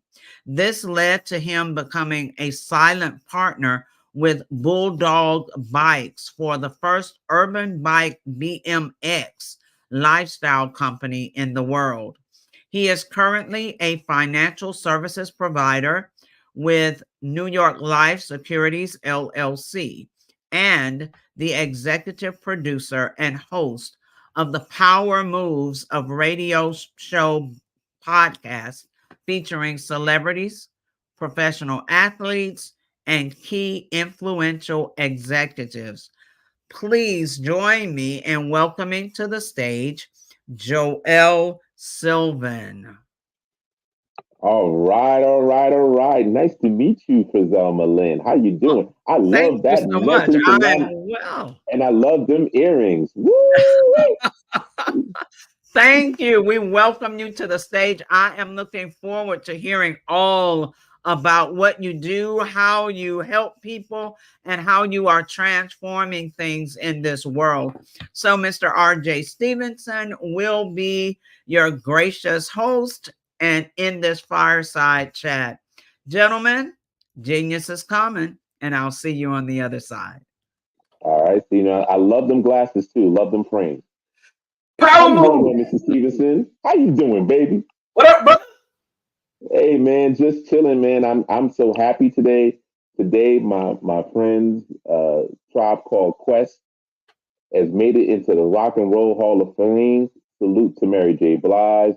Salute to Dionne, the beautiful Dionne Warwick. Who else made it to the Hall of Fame? I just can't remember the others, but Cher, I believe. But most important for me, the Tribe Called Quest, because of my relationship with their former manager, who, rest in peace, Mr. Chris Lighty, baby Chris Lighty. He was the man that when we needed to go on tour, the group that was on my label, we was able to go on a college tour with the Fugees and Tribe. But anyway, this is your show. Man, it's your show. I've been up here all day. We'll talk about you. Listen, man. First of all,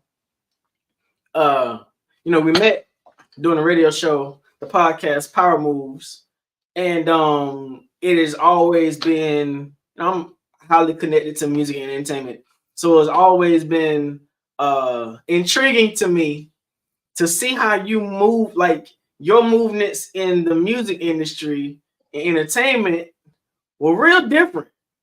Like not being an artist yourself, not being a producer, but being on the side of business deals, being on the side of endorsements, pulling business and music into the same room. You've had some amazing experiences. Now, don't name drop too hard because I don't want no problems.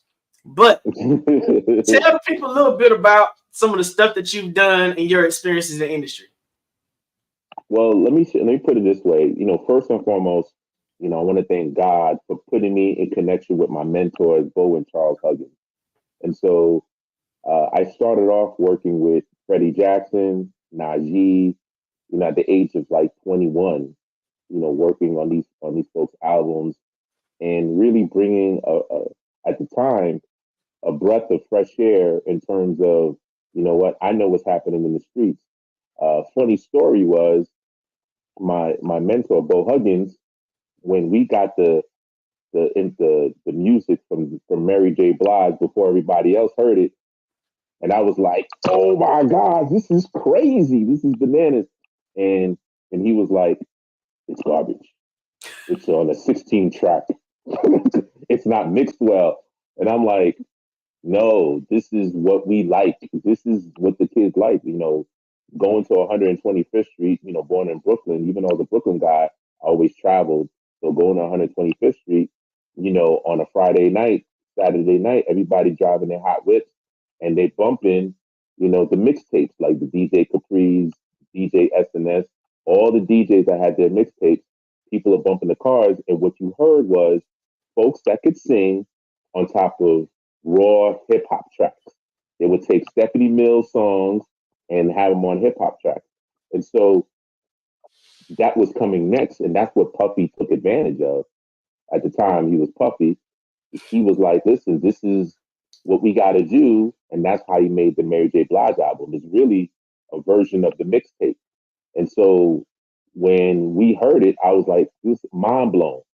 And the person that worked on that album was a publisher, MC. He's with MC, a publisher. He's also my mentor, James Jackson. And he worked on that album. He worked on that album because he got the songwriters, God rest the dead, Kenny Green from Intro was one of the major songwriters. Prince Marky D and Corey Rooney had some tracks on that album. They were part of his publishing company.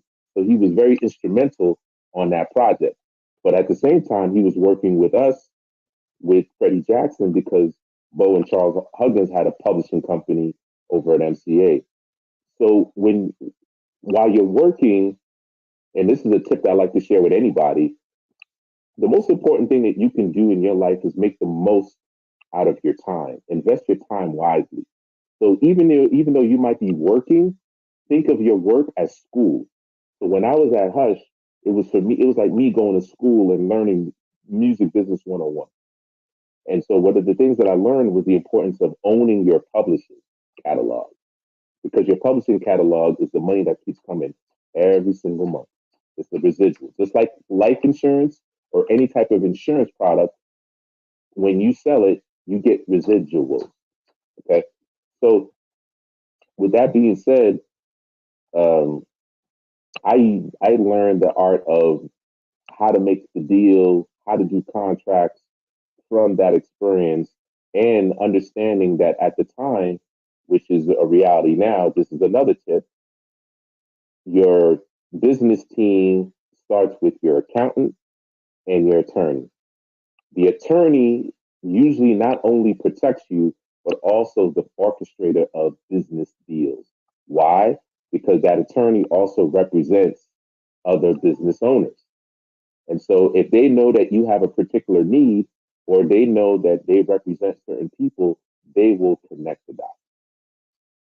So you're in the midst of lawyers, you're in the midst of producers, you're in the midst of writers, you're in the midst of artists, but what were you doing? So when I first started, I was what's called the production assistant, production coordinator. So we would sit in the meetings and we would talk about, all right, Freddie got a new budget, it's been released. We need to work on these artists. Who are the producers? Who are the hot producers? Joel, I need for you to check Billboard magazine. Look at the top 10, the top 20, and then look at the publishing credits of who are the producers. And that's what I did. And so I would reach out to all these the producers, artists, let them know, hey, I need for you to be on this album. We're working on this new project.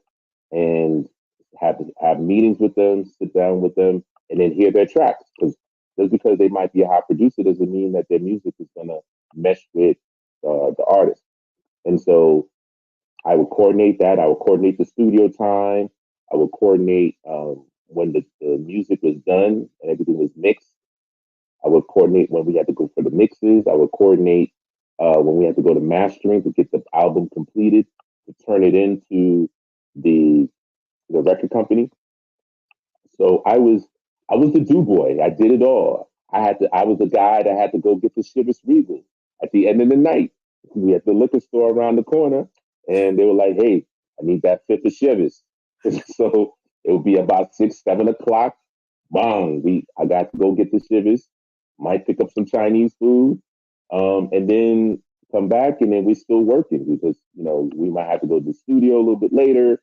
We might have dinner with another executive, or a lot of times they used to come to us. So the beautiful thing about Hush Productions, who I worked for when I started, was that they owned the building on Central Park West. They were the only Black people to own the building on Central Park West, which is one of the richest real estates out there. And a lot of the people that used to work with them or just record executives would come in after 6 and they have Chivas with us and we would drink it up, talk smack and learn what the intricacies and the politics of what's happening in the industry. So that's basically what I did when I first started out. So you've gone from that level, which is pretty much entry level into the music industry, really entertainment, because normally you don't even get in the room, like you don't even get access to do nothing. You pretty much sit around, watch, listen as much as you possibly can, do all the little stuff that sort of creates their level of confidence in you, their level of trust in you, and then they sort of feed you a little bit more till you get to the next opportunity, right? So how did you go from there to you've done shoe deals and all this kind of stuff? How did you how were you moving from the music industry and coordinating those opportunities into a diversified portfolio of work? Great question. So here's another tip. There's enough money for everybody. And my philosophy is, and I've always been like this, is when I'm getting put on, I'm looking to bring as many of my people who are talented. They got to be worthy. I'm not just going to put somebody on just because of the fact that they, my friends, I have to look after them a different way. But what happened was, in the summertime, I was volunteering for the Fresh Air Fund. The Fresh Air Fund, what they did was they took inner city kids, they took them out of Harlem, Brooklyn, wherever, and then we went up to upstate New York, up in the mountains for 6 weeks, so that they could get away from the sirens, all the noise, and just really enjoy nature, do arts and crafts, and just kind of be away from the craziness. Because a lot of time during that time, especially, was the crack era. So some of these kids had their mothers and fathers were crackheads. Some of them were pretty much homeless. So this is a way for them to get away. And I felt the need to give back. I was fortunate in the fact that I went to NYU. And because I went to NYU, that's how I heard about the Fresh Air Fund. So I was committed to that. And so when I went that summer, I ended up meeting up with my future partner, Jimmy Mack. Now, Jimmy Mack was there to talk about entrepreneurship because he was part of this program called the National Foundation of Teaching Entrepreneurship. And so when he was there, he was speaking, talking about, I'm in the music business and my DJ, DJ for Prince, I toured for Prince. And I was like, I know pretty much a lot of people in the industry. I don't know this Jimmy Mack guy. So while he's there, I'm asking him questions like, so do you know this person, And he started answering, but he could tell that I was challenging him. And then eventually, at the end of his talk, we got to speak afterwards. And then I told him, hey, after camp, when I get back into New York, let's get together. So I'm gonna make a long story short because I know you told me you wanted to know the time, and I'm building you a watch. But long story short, we met up, and I introduced him to Bo because in looking at his history, I already knew where my weaknesses are and my strength. My strength is networking, putting things together, things of that nature. But when it came down to marketing and branding, that wasn't my thing. Like the gift of gab is there, but marketing and branding, I realized that was his baby. So I told Bo, hey, we need this guy on our team. This is the youthful energy that we need because, they were older than us. And I was like, listen, you need some fresh energy. And through that converted into a joint venture with ourselves and Hush Entertainment for us to do our own label and management company. And because of that, that gave my partner Jimmy Mack some confidence because now he can say, "Hey, we're part of this record label and music entity," and now he could reach out to a lot of the companies he was dealing with because at the time he came from the BMX world, so he was used to creating sponsorship deals with Fox Racing and Oakley Sunglasses and a lot of the companies. And so he took that same skill set and applied it to what we were doing with, at the time, was going to be called Up Jam Entertainment for our artists that we were signing, which we were in charge of like the hip hop. So we had the infamous Craig G. We had some other artists that were not as known, but we were kind of developing them and this, that, and the other. And then he leveraged relationships with Lugs, Reebok, with, like I said, Oakley Sunglasses, Fox Sports. And that's what converted us to allow us to be able to also do sponsorship deals. And then we were doing product placement deals because we have relationships with pretty much all the majors. So when they were doing videos, we helped source those sponsorships to those folks for the videos. So they loved it for us. So it sounds like diversification has sort of been your line to success. Like you've gone from diversifying in the entertainment industry to insurance, right? How did you we used to talk about power moves all the time and talk about transitioning from one career field to the other. How did you get into financial services? I mean, there's green money in music, but that's a long throw distance away from the music industry. How'd you end up in that industry? I ended up in that industry because I ended up leaving the music industry after being involved for almost 10 years, and then I went into corporate America. And in corporate America, I did some hospitality. I worked in the hospitality industry. I worked in the technology industry, and then eventually I found myself in the financial services because they were recruiting me. When they looked at my background, they were like, "Wow, first of all, they're just all in awe, like, you were in the music industry. Oh my gosh." And then, they saw my other various backgrounds and they said, "Hey, you know what? Would you be interested?" And at the time, I was like, "Nah, I'm not really interested because it was 100% commission. I had a family, young family. I'm like, nah, I need a little bit of a base salary and then I could do some commissions." So then I ended up working for a company called USAA. Got into a program. I was selected to get into a program in which they paid for my licenses. So I got my Series 7 license, 63, 66, 65, to allow me to not only understand investments, how to read annual reports, but also how to, invest and how to provide really rock solid advice. Because a lot of times, more than not, most people are clueless on how the stock market works and things of that nature.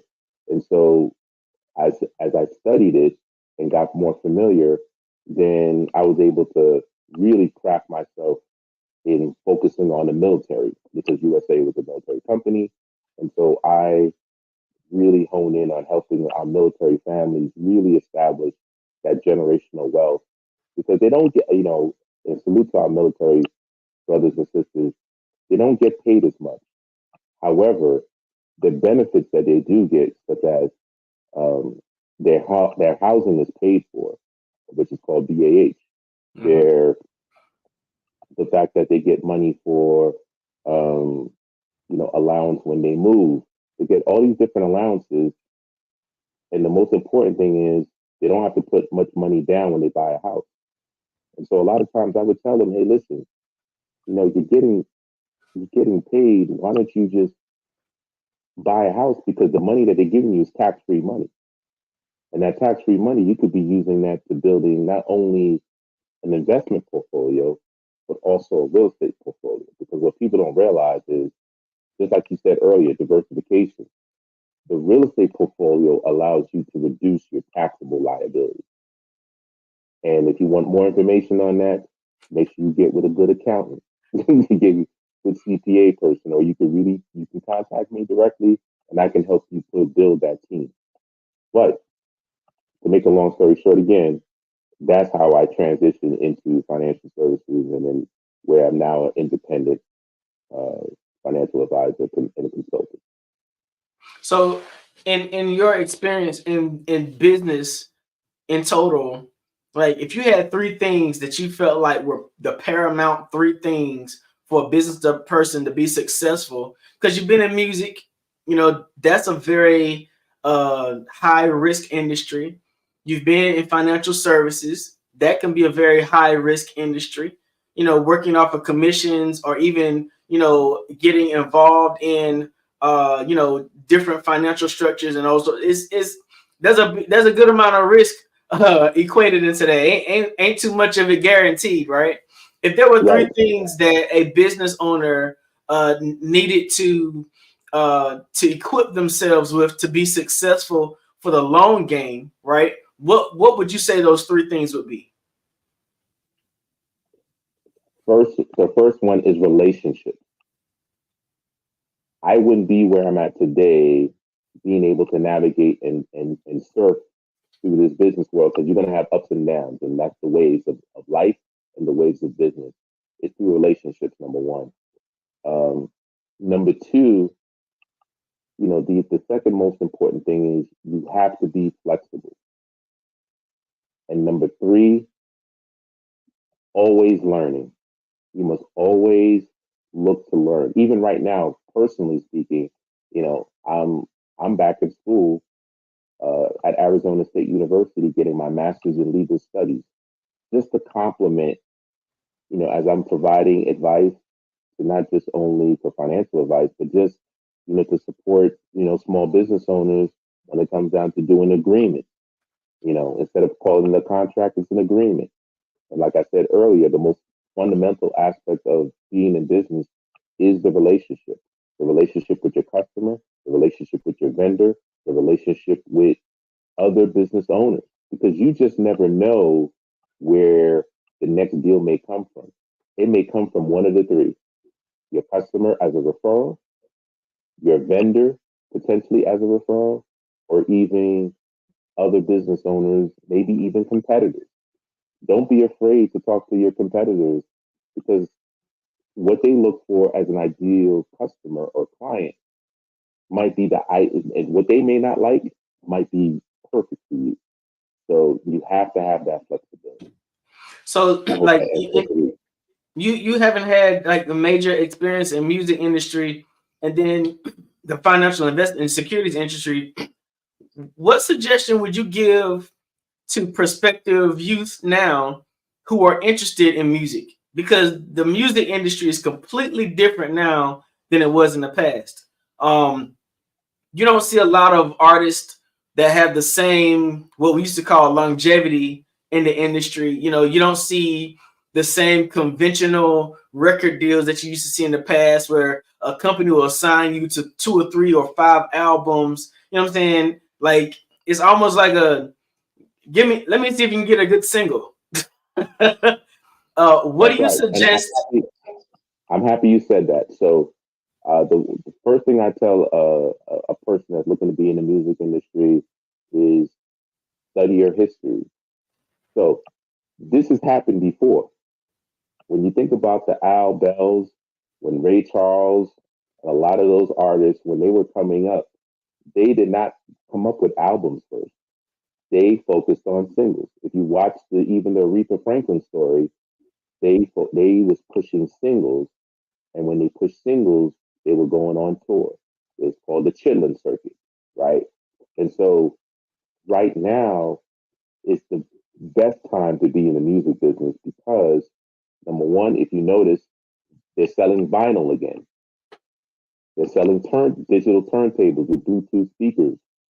So you can now have a physical product on in addition to the streaming so that you can combine both of those to actually make money. So if I was an artist, I would go to the churches. The churches are nonprofits that have resources and they have access to grants. I would go to them and say, hey, listen, you know what? You may not like my music. However, I can bring some money to the congregation and the congregation is going to love me because, you know what? I'm bringing attention and, you know, I'm still a Christian, whatever the case may be. I may not be the best Christian, but it is what it is. It's really a business deal. Because of that, I would tell them to, you know, provide me some grant money so that I can go to the studio and I can purchase these vinyls to sell on my own. Or I could purchase CDs that we could sell here, the congregation can sell, and a portion of the proceeds, you're my business partner, a portion of the proceeds goes back to the church and to a certain program for youth or whatever the case may be. And I would focus on singles. I would find a venue that I can perform at every single week and perform that single and perform several other songs so people get to know me. The same principles that it takes to run a campaign and an election is the same principles that it takes to be a good artist. A person that's running for any type of elected seat, they're going from city to city, town to town, and kissing babies and letting them know, hey, this is my message. Well, as an artist, you need to do the same thing, especially if you got a single and you got one that you really believe in. You got to go to venue, perform your music, and make sure you have a tablet that has a landing page. And so you have one of your friends get people's names and phone numbers all day, every day, because it's a digital game now. So now when I'm ready to launch a new single, I have hundreds, thousands of names and CDs and phone numbers. Hey, listen, I'm in your town. I'm going to perform. I have this record. Check it out. You have exclusive rights to it. And you don't have to sell it for $10 anymore. You can sell it for $100. That's what Nipsey Hussle did. Have you gotten involved with any NFTs and those sorts of things yet in terms of the music industry? I personally have not yet. However, I know people like right now, that is the way. As a matter of fact, they're combining NFTs and blockchain together. So blockchain is designed to give you that, not only the privacy, but also now it's hard for people to just copy your stuff, right? And with AI, you know, you can mass produce a whole bunch of things. You can get really creative. So that's the beauty right now with the whole technology is that, you know, you can really command what you want. And again, going back to what I was saying before, because if you put your music on an NFT with a blockchain bubble wrap, I call it, around it, then that's going to allow you to actually, you know, say, hey, listen, this single is not just for $10, it's for $100 or whatever value that you want to place on it on the cryptocurrency level. Either way. Wow, man, you have had such a wealth of experience and knowledge in both financial industries and the music industry. Like, what is your end game? You going to school again? That's phenomenal. Like, what are you trying to do in the end? So what I'm doing is I'm looking to build a media company, and so my business partner, Sol Wallace and Bart Phillips. Sol Wallace has worked with a lot of independent artists um, in the music industry, and really taken them much further. Before the whole independent artist was cool, she was doing it way before. And then Bart Phillips, my other business partner, he is, because I'm the owner of the company, so he is the curator of the BET Awards. Uh, he's done the Soul Train Awards, Source Awards. He's done commercials, working with the Black ad agency, the Burrell Communications Agency. He's also done videos, worked on documentaries. Right now, we're working on a documentary for uh, Don Cornelius and Soul Train. So really excited about that. And we have another documentary that we're working on as well, coming soon. Can't really say too much, but it's a global artist. And we're also discussing social change and social justice change. We also have some podcasts that already been recorded, um, that we're looking to resurrect and do similar to what you were saying, almost like that 3.0, where we're going to combine the metaverse with leveraging AI and creating visual backgrounds while telling a story. So, these are all, and so the reason why I'm going back to school is I'm getting my master's in legal studies. So it's not me becoming an attorney. It's like a up level from being a paralegal, right? But my concentration is going to be on intellectual property, because that is the present. It's all about intellectual property is the digital real estate. Okay. And the second thing I'm doing is sports management as a concentration with this master's of legal studies. So I'll be able to negotiate contracts, or review contracts for folks, create agreements, um, also do sports analytics. So the purpose with this master's of legal studies is to create a chief like administrative office for small, medium-sized businesses within that need those services, and that could be outsourced through me and my company. And then so we're helping them create intellectual properties.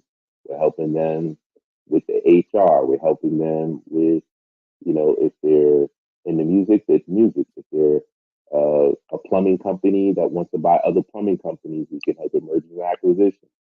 So that's the other reason why I'm doing the master's in legal studies. So that'll be done at the end of 2025. Wow, man, you have a way of transforming and morphing for whatever's ahead in the time, man. I thank you so much for the time you spent. I think this has been a wealth of knowledge you shared. Let them know people how they can let them know how they can get in contact with you. Absolutely. So you can get in contact with me at you can email me at jjsylva the number 1 at gmail.com, because we're still under construction with Sunseeker Media Group. It's going to be the name of the holding media company, Sunseeker Media Group. So we're working on our website there. And then you could reach me on Instagram at jjsilva1 at Instagram. I'm on X, but not as much. But I'm on X also at JJ Silva, SYLVA. And that's right, I'm on TikTok too. So TikTok, JJSYLVA, the number 1 as well on TikTok. Now I haven't done much yet. All this studying is kind of bananas. So between business and studying, I'm not that active on social media, but You can DM me there, and or if you want to dial me direct, my number is 646-867-3065. Again, 646-867-3065. I got to keep the New York in me, that's why. All right, gentlemen, it has been amazing. I was listening, I was taking notes. Oh, look at that. He has the New York cap up. Joel, one thing I do want to say, I love the tip on treat work as school, because we should learn everywhere we go. If we're open, we can learn everywhere. And when work is constant learning, you constantly grow. And so I love that part so very much. Thank you for being our guest. Thank you, Mr. RJ, for leading this fireside chat. And Genius is common. I'll see you on the other side. Yes, ma'am. See you on the other side.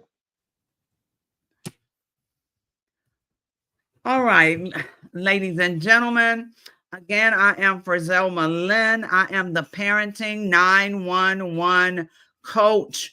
And I want you to know that those of you who are parents, even grandparents, if you're struggling with the relationship with your children, if you're struggling with knowing what to do, go to www.parenting911.org and set up a discovery meeting with me.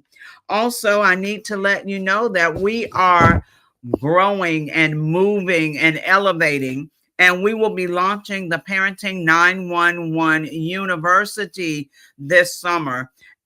Just as every school needs an SRO, every school also needs a Parenting 911 coach.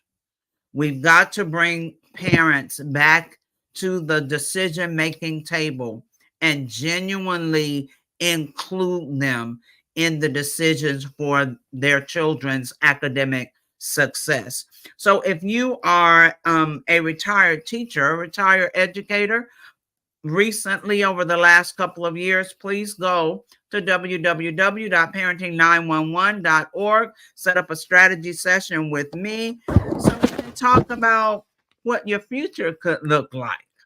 All right. Now, the Black Business Expo's mission is to raise funds for high school seniors going to college or K through 12 entrepreneurs. This expo is a fundraiser for students. You may go to www.blackbusinessexpousa.com to donate to the scholarship fund, or use the Cash App that is on the screen below, $BBXUSA. Our goal is to give laptops and up to $5,000 to 10 students. Students can register online at www.blackbusiness.blackbusinessexpousa.com. Every dollar counts, so we want to remind you to donate to the scholarship fund. We want to thank our Black Business Expo USA sponsors for April 2024.